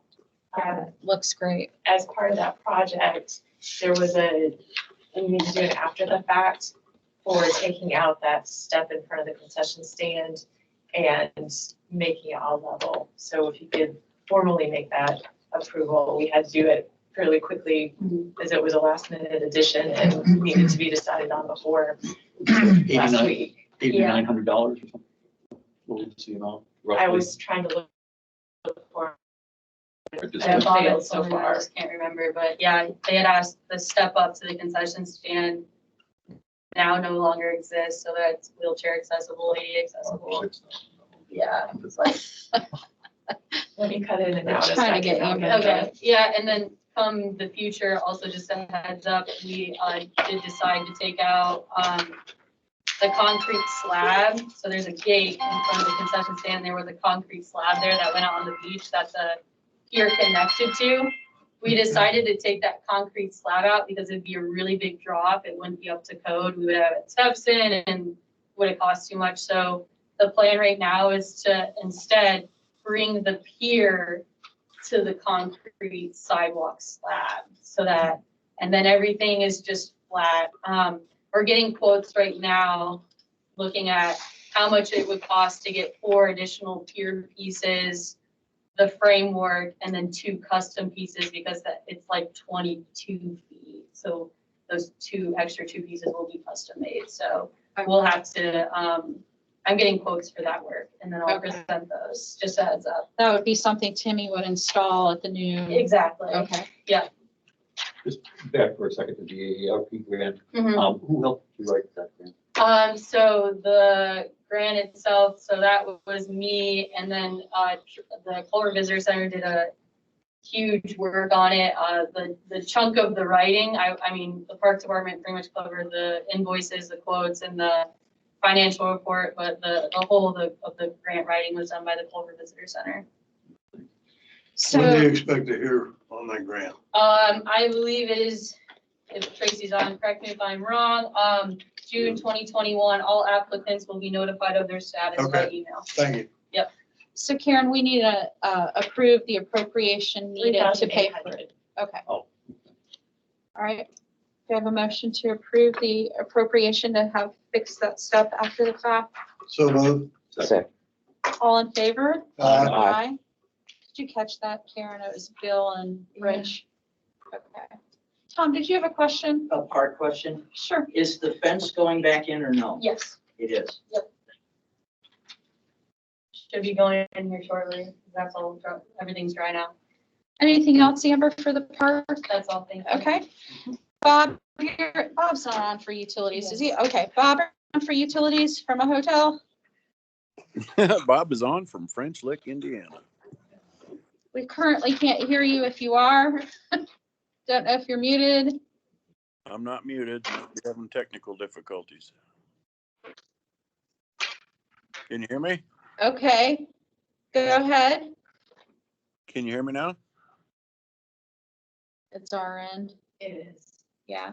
Hey, Bob, do you want to call in and go on speakerphone? Call Karen's cell or mine? I can do that. I know he had one while he's waiting that Okay. it might be clearing up. You back? Hello? Hi, Bob. Can you hear me? We can hear you Yay. now. I just have one item that has two parts to it. With the Jefferson Street project and the State Road 10 project, the contractor wanted to start on Jefferson Street. So they brought in the signage, and NIPSCO says, oh, we need to put some gas lines in there.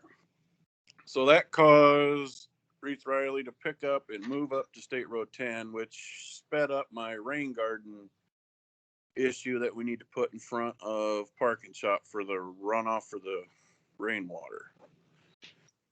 I have 3 quotes. The cheapest one is from F&H Decks and Landscaping for $6,500. I'd like approval to get that rain garden constructed with that $6,500. And the second part is for Jim. Should we have a memorandum of understanding, because part of it will be constructed on Parking Shop's property?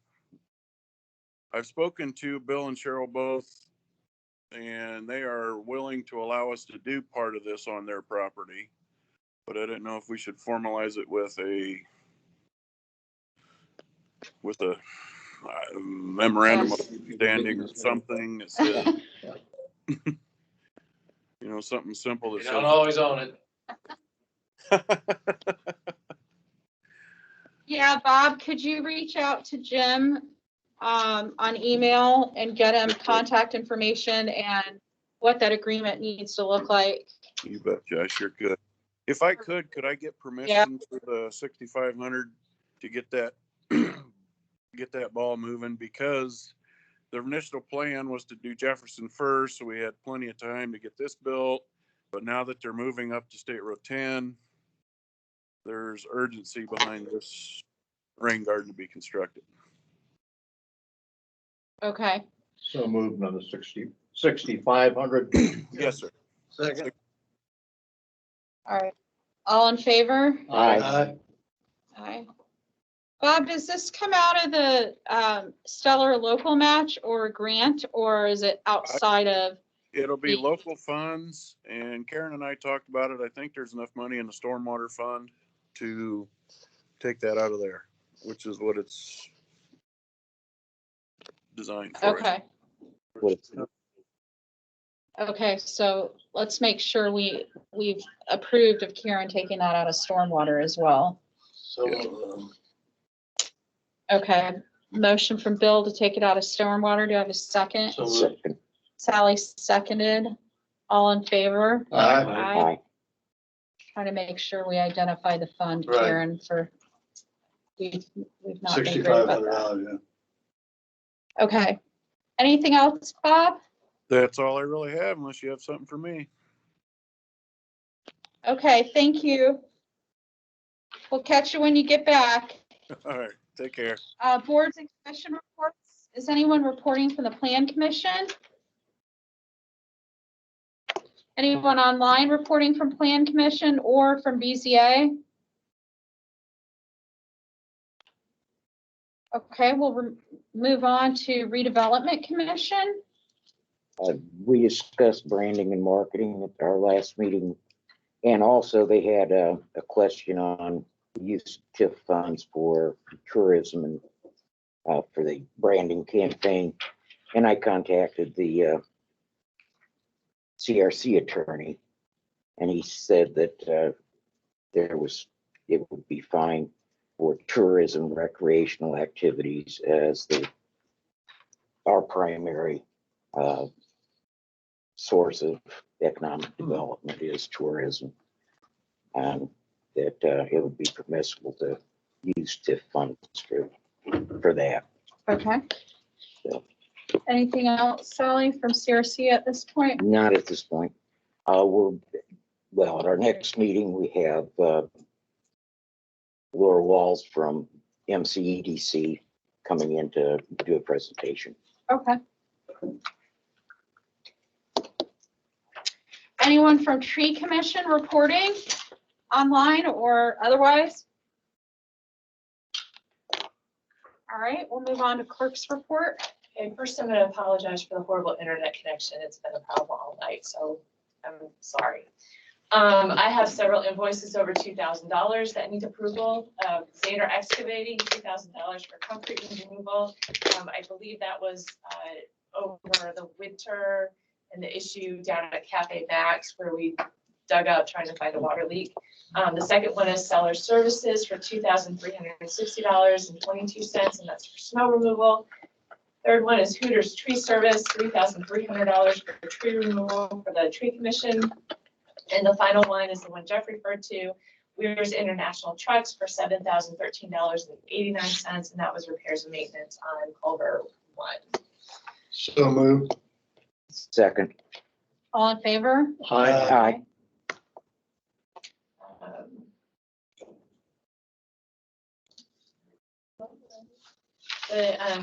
I sent you all information on the sidewalk program. We accepted applications April 1st.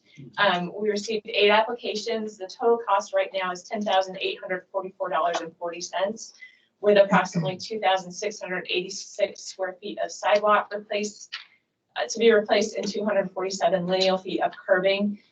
We have 2 applicants that we're working with just to make sure that they requested the full amount of curbing that needs to be done. So there may be a couple of adjustments I may come back to you on, but we want to just make sure that it's done right.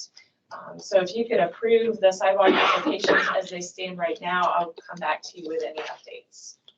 So moved. Second. Okay. All in favor? Aye. Aye. I'll recuse myself.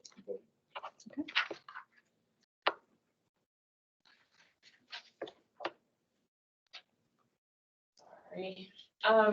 As you all probably have noticed, your water coming out of your faucets might be looking a little brown, and that's because the utilities department is flushing hydrants this week. They should be done hopefully by the end of the week. So, townwide garage sales are scheduled for Friday and Saturday, April 23rd and 24th. And if you want to be included on the map, you need to get your information to me by Tuesday, April 27th. Followed by cleanup day scheduled for Saturday, May 1st. We'll have dumpsters at the water tower parking lot, and you can bring your stuff that you want to dispose of. Everything except for tires and hazardous waste. On that 27th date, did you mean the 17th? You know what? I did mean an earlier date. Yeah. I think I saw your face looking a little. 27th after. I'm doing a little bit of time You travel. probably meant 17th. And actually, April 20th is the date. Okay. So, the 27th is the next town council meeting. Okay. Right. Okay. And once again, bad network quality.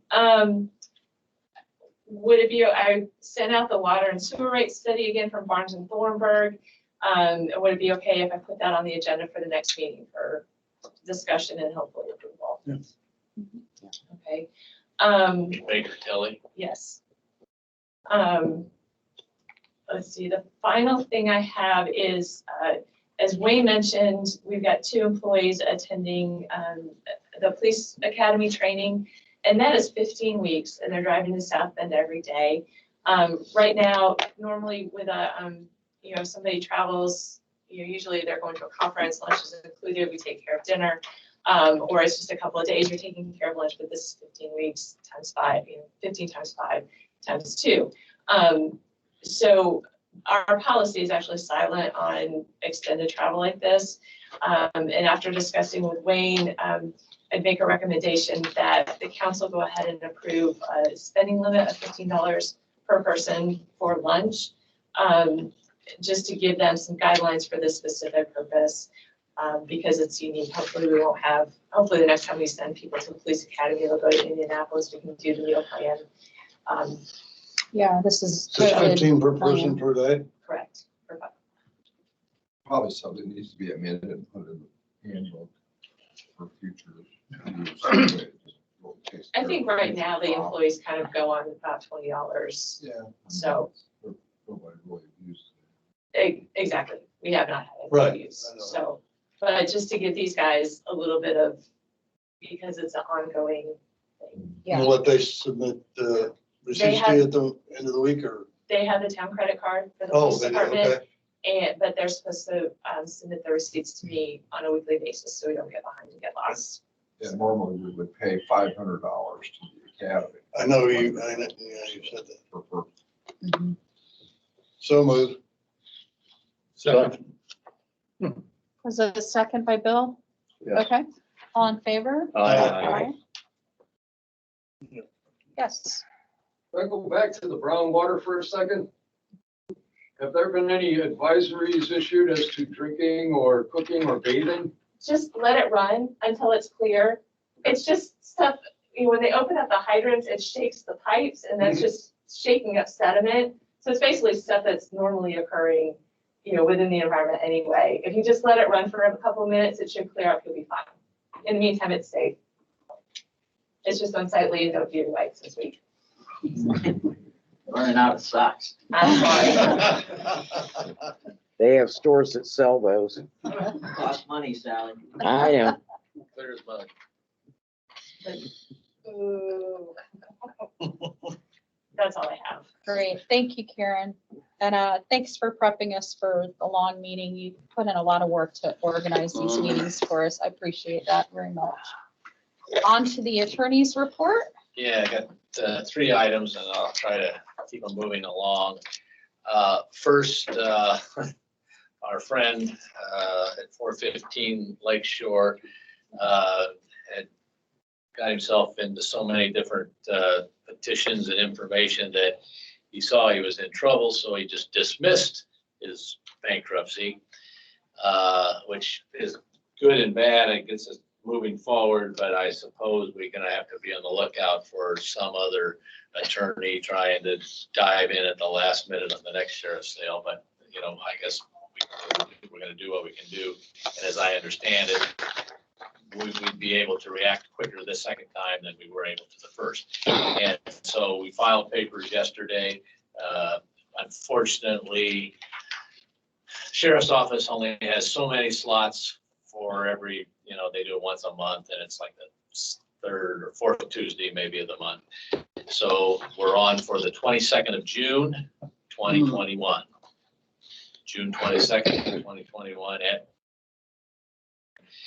the paperwork's in the process and we'll be following up with the advertising organization. I am going to bump up the minimum a bit. It looks like we've got people that are willing to, maybe bid on it. And so I'm going to try and include some attorney fees to bump it up. Also, the expenses again, every time we do this, it's another $180 for the sheriff's office. So the minimum bid will be a little higher. The taxes are up too. And the taxes are up significantly, Yeah. as you saw. So we'll have a little higher number, but I think it's still within reach of folks that might be interested. Then I shouldn't probably admit this, but I am going to. Heidi Anspaugh of Baker Tilly made a presentation at a joint meeting Monday. Marshall County Commissioners and the Marshall County Council, and I took her presentation and copied it, and I'm handing it to all of you so you'll have some information about the American Rescue Plan. That's the big $1 trillion program that the feds are throwing out, and as you know, Culver's going to be in for, what do you tell me, 300,000, 304,000. That's about comparable to, I think Argus is a little bit more, Bourbon's a little bit more, as obviously is a lot less. Bremen's under $1,900,000. I think Plymouth, I can't remember what they have. It's higher, obviously. Marshall County is getting almost 9 million, no, 8.97. And as you go through this, you can see that there's going to be money put in different buckets. And there's ways of, there's requirements and restrictions, obviously, but, things are doing it. And the reason that I'm handing this out and also talking to you about it now is the money is gonna come pretty quick. Unfortunately, we are getting it through the state, and so it'll probably be a little slower than just directly from the US Treasury. But one of the requirements is that you, one, set up an ordinance to accept the funding, and then two, you would develop a plan as to how you're gonna get half of it this year and then half of it in another 12 months. You know, 300,000 is nice. I'm sure you have plenty of uses for it and so forth. It seemed to me that some of these programs might avail themselves to a cooperative effort that you might want to approach the county on for some funding out of their pockets.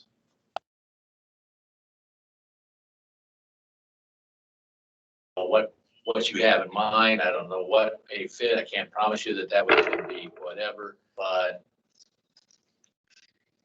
they are having to put together a plan, and they seemed receptive to at least considering, again, kind of a community type cooperative endeavor. And Jeff Rao would have probably been able to give you the same information. And if you have questions on any of this stuff after you take a look at it, you can give me a call. One of the things is the idea is to replace lost revenue, and I don't know what, that's something you're going to have to work on, but probably that's going to be the number one thing that all municipalities and local governments are going to do is if they have had lost revenue, they're going to try and probably use that money to make that up. And then what's left over is for maybe some other project. But I'll just, I guess, just share this with you. Take a look at it. If you have questions, call me. I probably can't answer them all, but I can get you an answer, or we can talk to Jeff, or we can talk to whoever. So, but I wanted to. The problem is all this has to come fairly quick, so it's not like we can think about it forever. And So the first thing we have to do is come up with an ordinance to accept these funds. first thing you got to do is do that. Right. But you have to then also be working on the plan. So Right. So your clerk treasurer and your town manager and probably council president need to be powwowing about things. And if anybody has ideas as to other uses or projects. And these are projects going forward, not funding things like the grant program that we did last year. Well, or could it be? I don't know. That was my question. Right. Well, the government hadn't said exactly yet. Yeah, they're still working. They're still working on rules and the regulations. specifics, yeah. Which But- is why I haven't Right. Done anything. done anything, Yeah. Okay. because I don't want to get into a situation where Where we do start down something the and then we road got to and- start getting. But the ordinance we gotta do, so. But that's- that would be something you might want to look into is, Mhm. because I mean, you guys, the only thing about that is there's a bucket in here separately for bars and restaurants to recover, on a separate application. That wouldn't come out of your money necessarily. So if any of that funding went to a bar or restaurant that would qualify otherwise, you'd probably not want to, double dip it. That's kind of a no-no. Okay, and then the final thing that is going to require some action, maybe, I don't know if you want to deal with this. I was asked to review a proposed agreement, and it's actually an amendment to the sewage treatment agreement that East Shore Corp entered into with the town of Culver. That was last year, February 2020. It's not all that long ago. And the proposed amendment by East Shore is to increase the district from 130 residential connections to 150 residential connections. And they're required to make this by our original contract. So they're following through as proposed. I've been advised that the town wastewater plant has the capacity to allow for an additional 20 connections. The proposed amendment recites the one-time buy-in capacity that we charged East Shore Corp in, last year. And then it also talks about an additional buy-in that would be payable on or before December 31st, 2022. So they're putting off the buy-in, and they've suggested $25,539.46. Haven't talked to Kathy about this. I wasn't quite sure how she arrived at that number because anybody check the math? Yeah, I saw your math on it. and Yeah, it your didn't make math was right. sense. Yeah, so I don't know. I'm gonna have to look back. But the other point I made in that email to you all is that, the wastewater plant can handle, so much wastewater treatment, and we have so much capacity left over. Now we're being asked to, fill in a little bit more of that capacity so that we're having less capacity. So I don't know whether it's fair or whether it makes sense to just charge the same or have the same buy-in fee rate that we had a year ago, or whether it made some sense to take a look at that.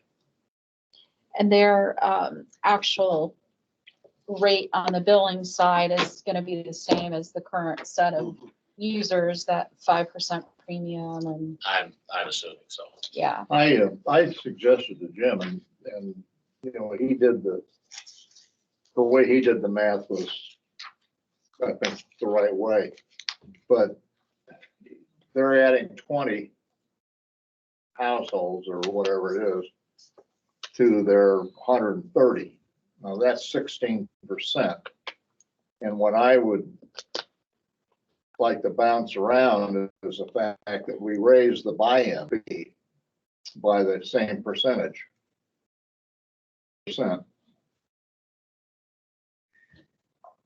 And I have another kind of a question that I brought up on this. Do we know how much flow they're sending to us and what that is per average household as it compares to And then everybody resident. else's average? We'd have to get with we Bob probably to have do enough that. data, we could figure that Yeah, out. And I mean, we entered into the agreement a year ago, Right. not really knowing Yeah. exactly. Yeah. We kind of just took estimates and guessed, and then we based our contract sort of on our best guess. Mhm. But we've had a year of,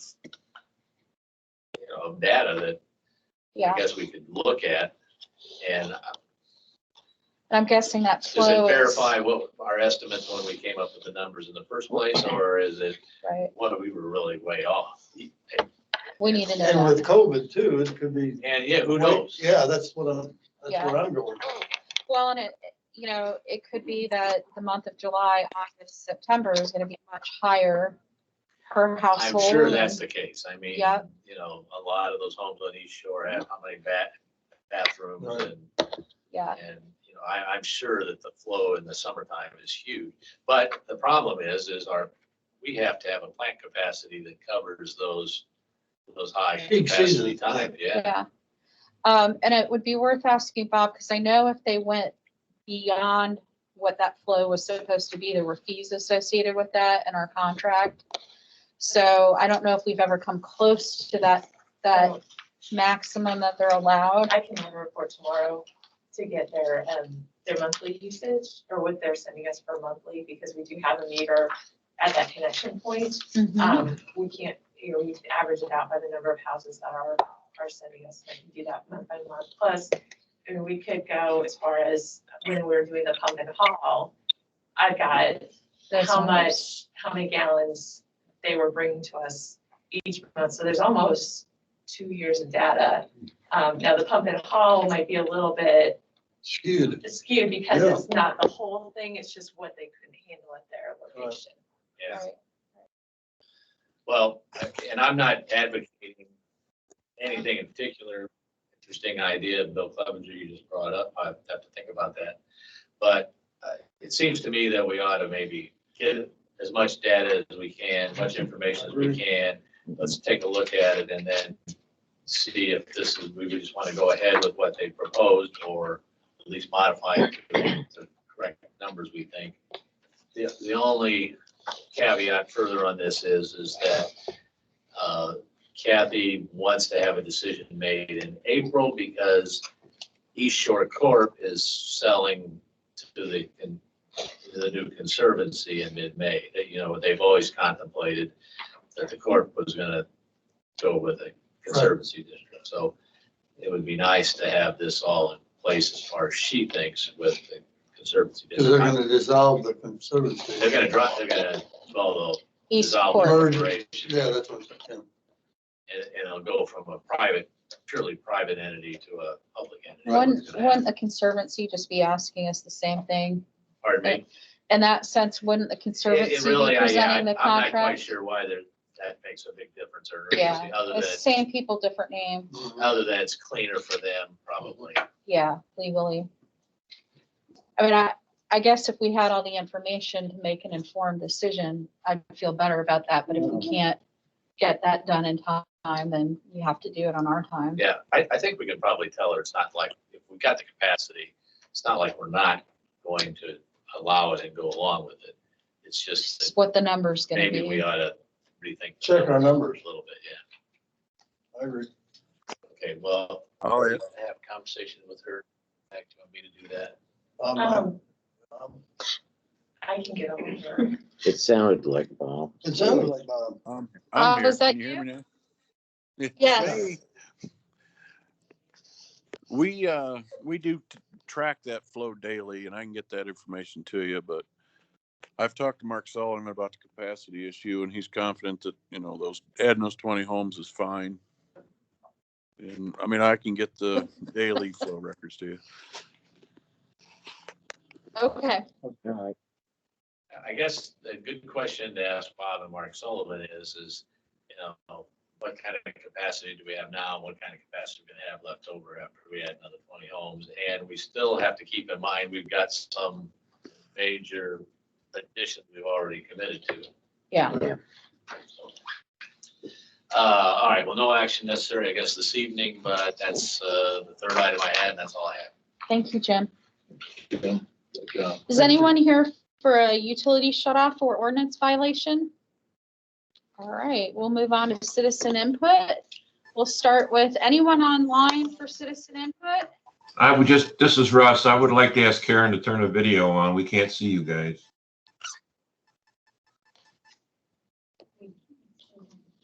I said something about video. He wants her to go to the We're not turning on the video because we're having Wi-Fi issues and we get better speed with the video off, Russ. I didn't do anything to the video, so. Yeah. I think it's. We're internet issues. still having technical issues. We're gonna have to also probably deal with our internet provider because we're not getting the service we expect. This meeting should not be this technically difficult with high-speed internet, which we're now paying for. So I know you find that amusing, but it is what it is. Anyone else online for citizen input? Tracy Fox was going to comment, but she needs to unmute herself. Okay. Unmute yourself if you wish to speak at this time. All right, we'll move to citizen input in the room. Tom, yes. I approach the bench. Yes, please do so people can hear you as well. I've written out something that I'd like to just pass out, so you each have a copy. Okay. I think I have 7 copies, one for Karen. Thank you. Thank you, sir. It's, oh, okay, we got We're gonna have to share. Thank you.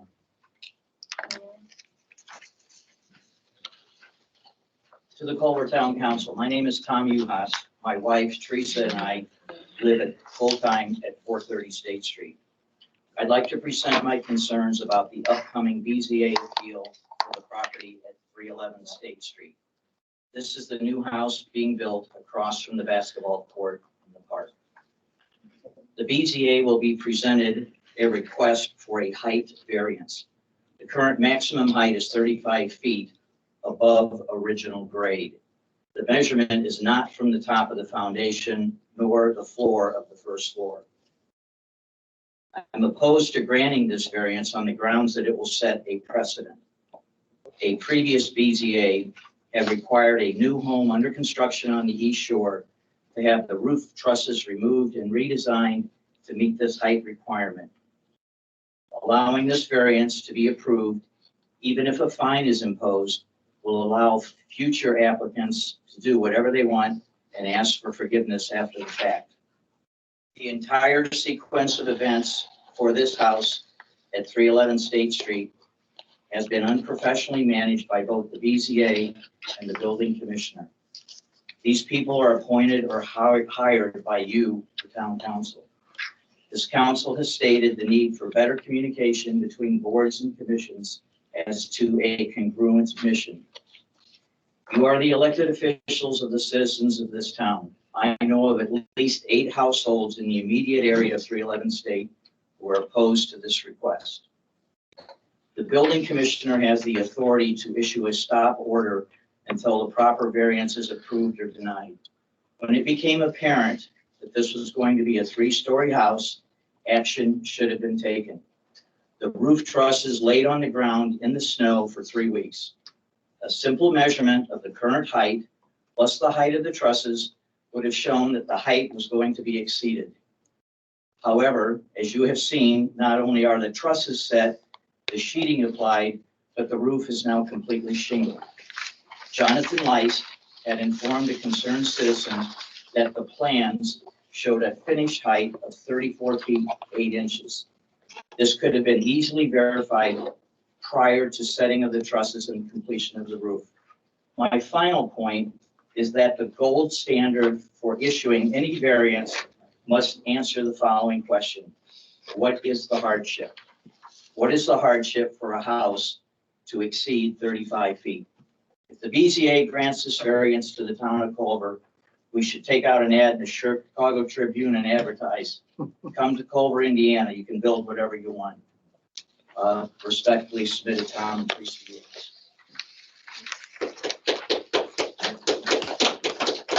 Thank you, Tom. I think we also have letters from Vern and Mr. Paul, I think is the last name.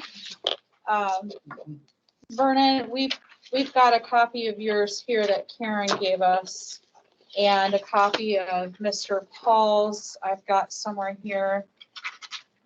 Robert Hall, who asked that this be read into the council minutes.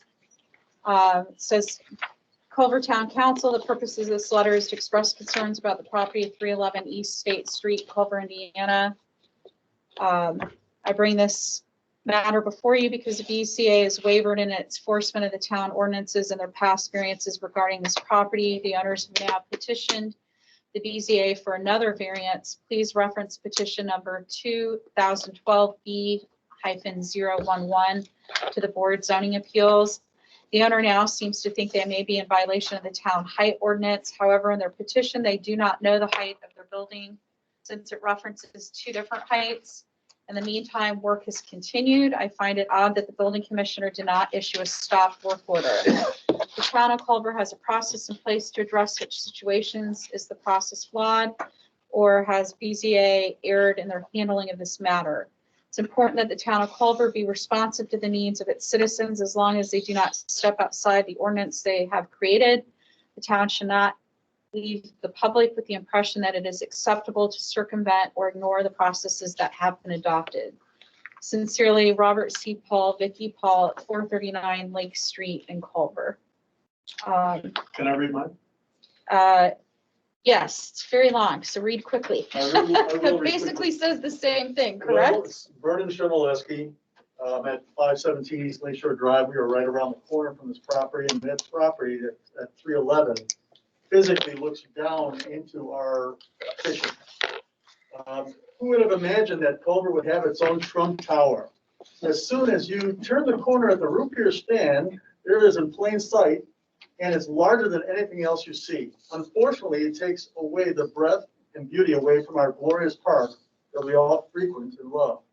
When I first purchased my property and decided to make physical change to my storage garage structure, I had to get a variance. I was directed by Jonathan Leigh to submit plans for review. The plans I submitted weren't up to speed and required an engineer to input certain architectural dimensions in the plans. I paid for an engineer. I then resubmitted them, and once approved, submitted them to the county. It was also suggested by Chuck DeWitt that I approach the neighborhood and garner their signature for my plans, which I did achieve, and have them ready for review. It seemed a lot of fuss for a storage garage, but the rules are rules, and I determined to follow them without penalty. I attended the variance meeting in person, armed with enlarged copies of architectural drawings and the letter with signatures. After I presented my plans, Mr. DeWitt read the letter to the BZA and shared all the neighbors who signed off on the letter out loud. I saw the transparency in sharing information with board members and attendees and loved the process. I followed the rules as I read them and as I directed to Mr. Leigh, Mr. DeWitt, and leadership of Marshall County, so I wouldn't have any problems. My variance was approved at BCA that meeting.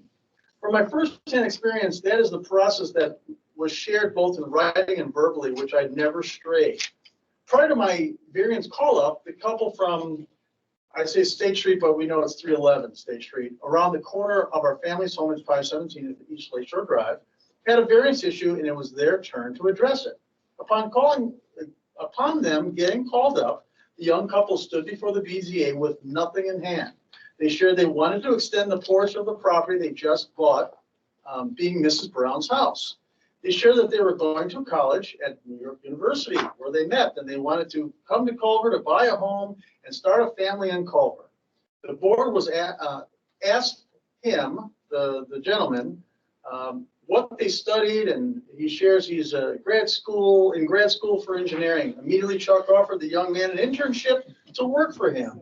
The board asked the couple what, why, and how the porch was going to look, and as the two danced through the questions without ever being able to present engineering architectural drawings, letters of support of the neighborhood, a photo, a detailed hand drawing of their intention. Within a few days of the BZA meeting, Mrs. Brown's house is demolished. A big hole dug, which wiped out the town-owned alleyway and on our main access point to park our vehicles without any notices to anyone. This is totally absurd. It wasn't until I called Mr. Leigh 3 weeks later that the hole was filled in for passage.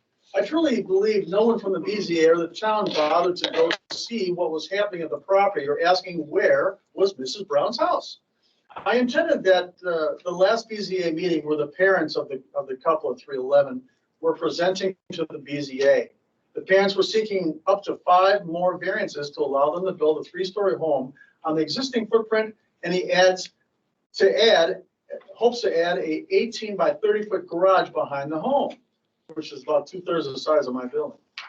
The man bought an incredibly small lot at 60 by 66 next to the Culver's firehouse, and he doesn't need a variance to replace what's there, but he certainly cannot be allowed to expand the footprint in any manner via the BZA rules. The man doesn't have any hardship that would warrant a variance. He knew the lot was small Vernon, already. can you stop a minute? Is this the same property This as is Mrs. Brown's, or this is a different property? This is the same family. Okay, it's just next to the fire station. Properties, both Okay. on State. I One is next to wasn't the following firehouse, the address for this one. and Okay. one is across the street from the Right. basketball. Mrs. Brown's is across from the basketball court. That's correct. This one you're referring to is the next to the fire That's station. correct. Okay, thank Yeah. you. You're welcome. I'm sorry that I interrupted you there. No, I'm sorry I interrupted you. That's okay, that's okay. So what I was going at is, he's next to the firehouse and he doesn't need a variance to replace it. Okay, I caught that. The man doesn't have any hardship that would warrant a variance. He knew the lot was small already and it was impossible to expand any structure on it beyond the little house. Once he presented his case, the issue of the plan surfaced. Mr. DeWitt shares with the man. He will go over the plans with him later. I thought I threw a red flag on that. Who's working for who here? First, it's an internship and now architectural drawing, design feedback. That's not really in its place with this family. When someone buys a piece of property, they should be given the opportunity to develop it within the structure of the BZA rules. The rules are in place for everyone to follow and to prosper by. After learning of the new variance, the young State Street couple, 311 South State Street, asked for the raising of the roof line to over 35 feet. And then seeing them hire a contractor to assist them with building out the roof line at a record pace at the higher than allowed 35 feet without interference from the BZA blows my mind. To the very least, a work stoppage should have been employed by the BZA once the request was made. This couple showed a history of building out their house prior to variance meetings request per each meeting. Once every variance request was made, their story would evolve a bit with some other nonsensical challenge. This young couple played the BZA members. They learned of the underlying town interest to draw young couples to the community and gave them the answers they were looking for. The BZA never held them accountable for any build-out matters on their property. The couple knows it, and he shared with me personally, casually, which he feels he can do. If he knew it was going to be this easy to build here, he would have asked for more than a porch. The only member of the BZA that has been more investigative with this couple and their parents that I witnessed is Leigh Marshall. Most of the members have been quick to approve measures with this young couple, and I'm concerned that the same considerations will be offered to the parents. Our family has lost all confidence in most of the BZA members. It's time for change and to approve BZA members that can best represent Culver's development intentions without the fear of community anarchy. I'm making myself available for a BZA position if needed. The members are approved by the town board, and it's time to put consistent leaders in place that commit to the rules as shared by everyone fairly. Thank you, Vernon. You're welcome. Jenny, can I make a comment? I'm a lowly member of BZA. I'm only the secretary. But just to, and then Jim, you've been in on this, so you kind of know the history of it. Yeah, this what happened in the beginning was that, and this is before I was ever on the BZA, the Plan Commission had changed an ordinance. And they said that if you tore down a house and you built on the original footprint, that you would not need a height variance. You could build up to 35 feet. You, the council, and maybe some of you guys might remember if you've served on it long enough, who actually changed the wording, and you insisted that if you built on the original footprint, that you would need a height variance. Now, the weird thing is if you knock down a house and make it bigger, you don't need a height variance, which I think is crazy, but that's the way the ordinance is read. What happened was, when that got done, the books weren't updated. The ordinance weren't shared with the county or even with all of they didn't even get into the BZA books. So this couple was given a building permit by the county to be able to build that house to 35 feet. Now, were we upset about it? Yes. And did we notice when that house got torn down? The next day. And that's why a lot of stuff happened. Did they come in front of us with a drawing of a house that they were just going to put a porch on? Yes. Was it misleading for us? Absolutely.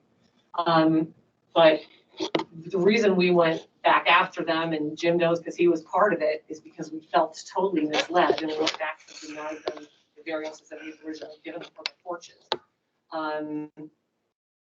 We all noticed the trusses in the yard, all of us from BZA. I talked to Danny Osborne about it, and we're like, that house is going to be over 35 feet, which is why we insisted that it get measured. And I went over there with Chuck DeWitt and with Bob Porter and watched them measure it, and it is over 35 feet. We all knew it was going to be, so we've been on it to enforce it. Now, interestingly enough, Chuck told them, he said you could weather in, like if they wanted to put plywood up or something, because they were having some things delivered, but not to continue the roof. Or if they did so, it was at their own risk. And as you've seen, they've continued to put the roof on. But that's what happened. The original approval of the height of that house was a mistake. They wouldn't be able to do it now. So just so you understand how it originally ended up to be that big. So they come in to talk about a porch and then they demolish the house? Absolutely. And we found out as BZA, they've been issued a demolition permit. We didn't know about it. So it was all this sort of lack of Who communication. issued that? Was Chuck? That was the the one? county, yep. The county. And so the communication with us was zero. So we get this couple coming in, this little sweet couple with their little house, with their little porch. You know, we just think they're adding a porch to an existing house. And there's been So that. inappropriate. Well, it isn't. The BZA even had a work session because I thought we should insist, because people come in with like a little drawing of a house, you know. And then people made the point to me, some people can't afford an architect, so they can't have exact drawing. What's absurd is when I try to do my plans for my building, which is just, Culver. Mhm. Jonathan made me take the plans back, hire a engineer architect to insert some language that they wanted to see in that plan, right? And then I blew them up and showed them and everything else. I did exactly what I was asked to do. They're doing a 3-story house with the little house build out, and they're doing all this stuff, and they don't have any plans. I mean, nothing. But one of the things I started reflecting upon with my parents, because my parents are deeply concerned, because the second and third windows are so large, they can look down into what they're doing, their bedroom, their kitchen. I'm surprised that vendors who are working for them don't know the rules, because they hired a company to come in and do the build out of the second level, a build out of the basement, a build out of the roof that exists right now. And there's no consequences for them. Hey, you know the damn rules. Why are you allowing these people to do this? You know, So was there ever a stop order issued? Yes. There is Yes. now. Okay. Yes. That's, I guess. And Yeah. this is ongoing, Last week. so. Okay, so Wayne, you had your hand up too. Was that what you were gonna say, Wayne? Yes, I was there, Chuck asked me to come with the stop work portion. Okay. Local vendors. So interestingly, that ordinance that you're talking about, we passed that long before we switched to the county. From what I remember, so why that's not, and I guess I want to know, was Chuck following the county ordinances, which are different than ours? We're stricter in some areas and probably less so in others, but. For some reason, because I was the one when and like, I don't want to put words in other people's mouths who are not here, but I was the one who kept questioning it. And that made everybody sort of do research. And that's when Jonathan and Chuck realized that the books didn't agree, that they hadn't been updated. We're trying, because then other things may not agree that we passed long before we switched over to the county, because most stuff was already up to date before we made that switch. And Jonathan even made a comment, kind of joking at the BZA meeting about, yeah, they get this, because 2 days later, they wouldn't get it. You know, he made that kind of comment because we discovered that it was wrong. But yeah, so that's how that got to be the way it is. And believe me, the BZA, it's still ongoing. The BZA is as upset as everybody else, because we got stuck with it through a I don't know what, paperwork error or something. And but we've done what we could to that's why they have a stop. So there's another meeting this Thursday on this property, as well as the one that is next to the fire department? No. Oh, wait, no, not because the they fire have to re-advertise. That'll be in May. Okay. The one on the, and what's weird about that is that if they tore that house down and made it bigger, they don't have to have a height variance. They can make it up to 35 feet, which I think is bizarre, but that's the way the ordinances are now. It only applies if you build on original footprint. If you tear it down and build on original footprint. Well, in the case of that property, I don't know how they could go beyond the original footprint and meet setbacks. Oh, That's a yeah, small They- that's a whole lot. other They issue. need Yeah. 6 variances to build what they want to do. Right. Yeah, that's absurd. I would agree with you on that. I mean, what's the hardship there? Well, it's changed. It's a moving target. They now say that the father-in-law got COVID, he's on oxygen, so he needs a variance because he's on COVID. Everyone, when Teresa and I applied for our variance on the house 15 years ago, Teresa had to bring documentation from her doctor as to her disabilities and blindness and all this stuff. We did all the same thing, right as Vern. These people come with the thing drawn on a napkin and they get rude and smooth. The other thing that really bothers me is that apparently they put a stop order on it now. When all of a sudden you see, oh my God, it's gonna be 3 stories, wouldn't that throw up a red flag? Like, are they gonna put a flat roof on this? And then you see the Elevator for trusses them. there, and they said the trusses are gonna be put up the next day after that most recent BZA meeting. Then we had snow. They sat out there for 3 weeks. I wanted to go measure them, but I wasn't gonna trespass on the property. There was no way that wasn't gonna be at 35 or over 35. Right. These people have now gone to the expense to pay the contractor to put them up, which I think the contractor's just doing his job. They're the He ones that are should know paying. better, though. He's local. He should know He should better. know Hey, better. he'll That's get part of paid, it. he'll get paid to tear it off. He's not responsible. Yeah. So At question the now same is, time, and it's I not- do think the contractors who know the rules, I feel like that's not ethical. If Agreed. anything, it's lacks ethics and I mean, can we But it fine comes- contractors but who it break comes our down- Well, but rules? the contractor should know the rules, and that's the Well, point. so should our own BZA know the rules. That's right. And they knew they were gonna have a problem when they saw a 3rd floor go up. They didn't know, they didn't even know the house was gonna be torn down. But yet at that same meeting where they requested the original variance for the front porch, they already had a demo permit in hand. And the building commissioner was at that meeting and didn't say a word about it. That is true. Well, I can't believe that. How, He didn't where's say the a word. communication? But Jim, what options are available to us? I mean, I know it's on Well, the BZA, but at this point, nothing. I mean, it's going to the BZA.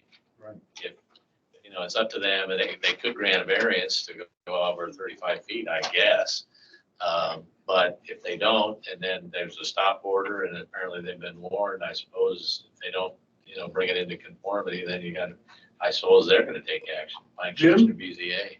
Russ told me that there was a building on the lake that went over 35 feet, That's true.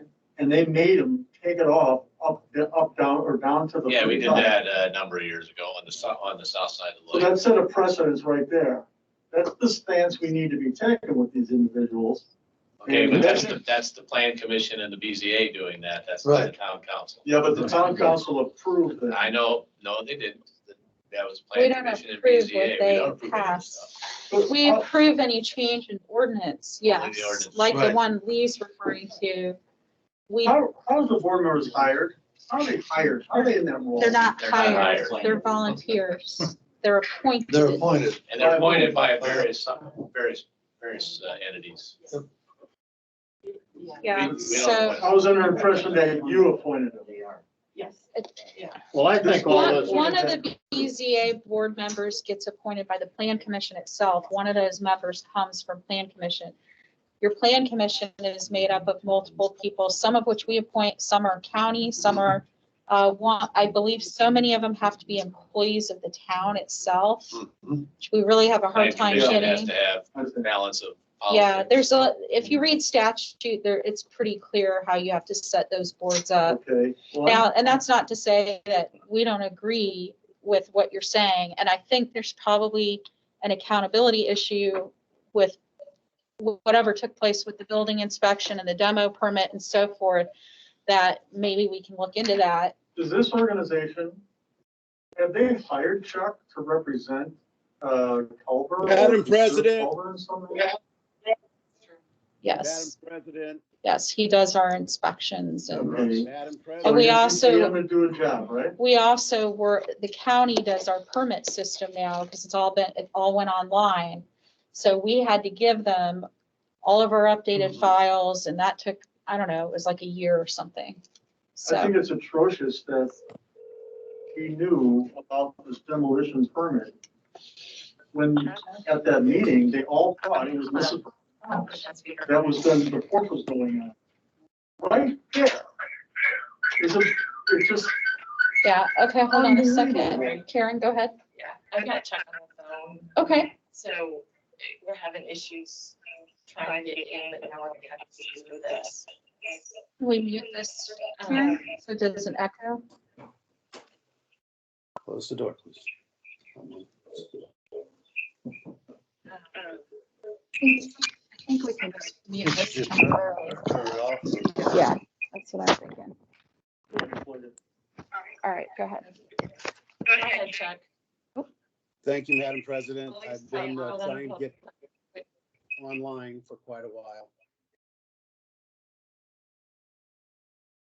Go ahead. Okay, hold on. Just a second. You have better speaker.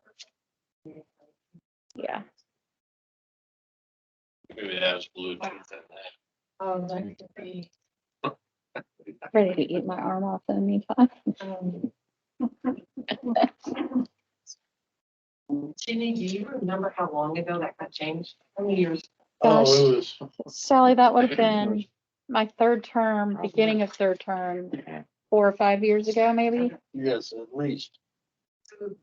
I was on BCA, but I didn't think it was a lot. I would say maybe a couple weeks. Yeah.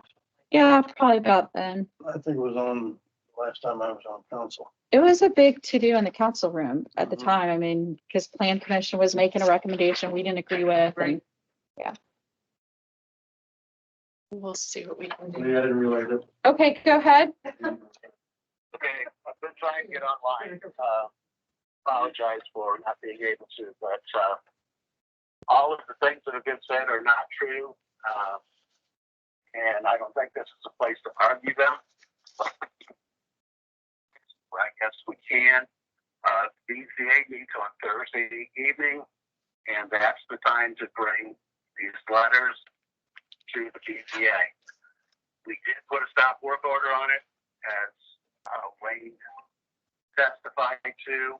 As soon as the trusses went up, we went out and measured everything. And at that time, I told them they could weather in their building. Weather in would be covering it up to the point when it got to the BCA meeting. They filed a variance of request the very next day, which was March the 18th, and that comes up on this Thursday, the 15th. What time is that meeting, Chuck? 6:30. All right. I don't think it's going to be a favorable, as Leigh alluded to earlier, Ms. Marshall, I don't believe it's going to be a favorable vote, but that I don't have a vote in that. But it is going to be my recommendation that they deny the request and go back and re-engineer everything. The contractor went against our direction, and when I saw that the shingles were delivered, I told him not to install any of those. And when we went out and put the stop work order on him, he already had them on, and he told me that the owner told him to go ahead. I really wasn't very pleasant with him at that time. Probably was out of line with some of the things that I said, but there's been no work done since that point. And the only work that will be able to go on is correcting whatever the BZA decides to have them do. Okay. We don't have any recourse with the contractor when these things happen. Do we have fines that we can impose? Yes, we do. Okay. That will be discussed Thursday at the BCA. Okay, that was my question. What we're going to find the owner and the contractor, or both. That will be discussed on Thursday night. Okay. All right, thank you, Chuck. Can you unmute? Yeah, I've got this one back on. Okay, did you do something? I didn't touch this one. Okay. Okay, so thank you. I know we got the three people who wrote the letter. Sir, did you also have citizen input? Yeah, please. Terry Solon, 511 Lakeshore Drive. Most people just call me TJ. Stop by, say hi sometime.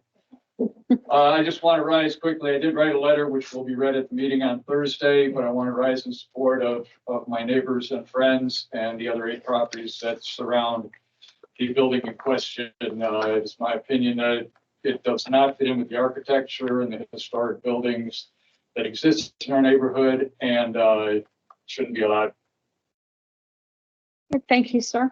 I have to say that one of the things that the CBA we sort of encourage people, because all of us as members get called or people email us and ask about something, is to write letters and to show up, because it does make a difference. Because otherwise, you know, it's us in that room, and we do get pushed a lot. We get pushed all the time. But in defense of that group, we actually are a pretty good group. We get along well. And, you know, you have the 2 newbies in JD Ugler and me, and we just relentlessly ask questions. It's probably annoying already. But and we have 2 good, long planning commission members with us who help answer those questions. And of course, Dan Adams has been doing it for 27 years or whatever. We're actually a good group and we get along well. Mm-hmm. So this was something that just had a bad beginning to it because of that glitch. And, but we've watched it every step of the way and done everything we could. Yeah, it sounds like the other property might be starting off with the same 6 variances is just, you know, we even tightened up the language of our zoning ordinance to avoid so many variances all the time. We got very specific and clear language in there. Back when Russ was building inspector, we went through that thing page by page because there was some vague language at the time. So I think the point is there are rules set in place that are pretty specific, and I agree that and I know when it reaches the council, it's because there's, you know, real concern and credibility issues and so forth. So thank you for giving us some background on that, Leigh, as well. I appreciate that. All I can say is I will show up for that meeting myself and support the neighbors who have the issues. I don't think council really takes any other position than that unless something comes before us from an ordinance or an appeal standpoint. And we very rarely have had people appeal to us. Well, I don't think from they appeal BZA. to us, they appeal to circuit court. Yeah, Correct, judicial review. yeah. And I don't think we've ever had that happen. So No, I think it happened with those. It didn't happen with the storage units. No, there were little storage units that were. Yeah. Skids. Yeah. Yeah. I read that like it's like. It's about 10 years ago, I Yeah. think. And we lost that case. Well, that was what drove some of our changing of the ordinance though, because it was very vague. The judge couldn't really come down on the side of the town in that case. Wayne? Well, I just want people to come on the plane.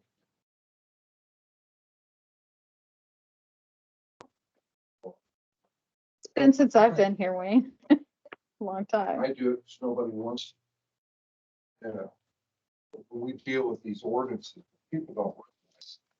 Change something, and it changes something else. The nightmare. You go. People want to sit here, pick phones about it. They don't really know until they walk in the shoes of how all that stuff works. Mm-hmm. Well, it's a constant battle. Ordinances. Yeah. Come in and want to do something, you know. Try to give them all the right direction. You stuff to you guys, you know, for a final approval or something we've been issued. Yeah, and then you get people who come in for a porch variance and go out and demolish a building, and I mean, that's just crazy. So, okay, Any other citizen input not related to the BZA buildings? Jenny, can you hear me? Sure, Randy. Streets to the north of my house, is there any new plans on upgrading that?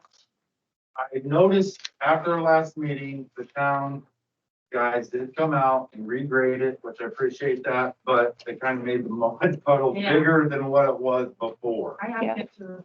I think Bob and I have been discussing that, and we're technically not town manager yet, but I think we need to look at that in light of the other issue on your street. Like I said before, they are tied together, even though it Yeah. doesn't look like they are, but one will affect the other. I think putting in a drain would be helpful. I don't know where the placement of that would be. I'd really want Bob's input and probably even yours and the neighbor, because you all know the tiles you put in and the sort of history there. You can tell that water runs right off of Main down that hill to the bottom. I mean, we stood out there the other day and it was a puddle and it wasn't even a heavy rain. Yep. So another question, the one storm drain that is directly in front of Jim's house that all of our tile is tied into, is that elevation of that lid, is that scheduled to be raised at all? Because if it's raised at all, it's just going to increase our water level, and that's going to cause more of an issue. If it's still the same elevation, okay, but I can't believe no additional inlets have been added. yeah, I'd to have all of to, this. I'd have to talk to the engineer, Randy. I don't Right. know the answer to that one. I mean, I primarily looked at width throughout the entire range of that road. I wasn't focused on manholes and that sort of All thing. of that plays a big part. We've got nothing but hills and Yep. we're in the low. Yeah, got it. I got a question. I, just to share, I have the property between Larry Boatsma and, Lewis Cop, the Blue House. And there's been some discussion, but we're kind of like not in the know. Are you putting in like a sidewalk on the opposing side of the street? Yeah, that's State Road 10. Are you talking about State Road 10 and Just Jefferson? out of curiosity, because we just don't know. Yes, it's on the South side. south side, yeah. How far is it gonna go? All the way to like the first row of homes or? It goes out to Collins property pretty much. It doesn't go past all the way down to Miller's. Okay, I'm just curious. Yeah, that was one of the stellar projects. I noticed there's a sidewalk in front of the newer dollar store. And we're all like, hey, they're coming over here, what's happening? But no discussion has been shared. Required as a new. Yeah, it's required as part of the new building project. You have to put one in. That's why you're seeing that one. The one we're doing though was a stellar project. It's been on the books for a while. It's now hitting construction. I was glad to see it. Really. All right, council issues. Oh, I'm sorry. Did someone else have citizen input on the phone? Karen saying? Well, I'm just not sure. Can you hear me? This is Tracy. Unfortunately, if you do, we cannot hear you. Okay, you can't hear us. Okay. No, I Can put it you back hear, on. can you hear us? Can you hear me? This is Tracy. Is there any other citizen input on the phone? Hello? So please contact us at town hall. Oh, she has. Hello? Hi, can you hear me? Who is it? Tracy. Can you hear me? This is Tracy. I'm going to go on to council issues. Rich, any council issues? No. Bill Clevenger, council issues? Thank you. Sally, council issues? Bill Giffens, council issues? I have one council issue and it's FYI. As you all know, we need to fill that council position. Since Cindy is moving up to town manager, so that opens up a slot on town council. It was posted in today's on WTCA and Max 98 that there will be a caucus on Friday, April 23rd at 5 p.m. at the Republican headquarters in Plymouth. Letters need to be submitted to Dave Holmes, the party chairman, 72 hours in advance. So anybody interested in throwing their hat in the ring to become a member of town council, letters need to be in by a week from today. I need to make an addition to that. This is a Republican appointment. Very good, thank you. So, that doesn't mean that anyone else could not apply. But it's basically a party appointment because Jenny belongs to the Republican Party and she's resigning, and we have to appoint a Republican to fill her slot. Very good. And just so you guys know, I have submitted my resignation letter. Dave Holmes gave me permission basically to serve through the end of the month. So my last meeting will be the next council meeting, and then I will start at the town on May 3rd. So just FYI of council, because some of you, I think, thought this might be my last one, but he said to just serve throughout the rest of the month. And hopefully he will get someone appointed by the time the month is out. And we would have a first meeting in May, we would have a full council again. Yep. We have a motion to adjourn to claims. So moved. Second. All in favor? Aye. Aye. Sign some paperwork.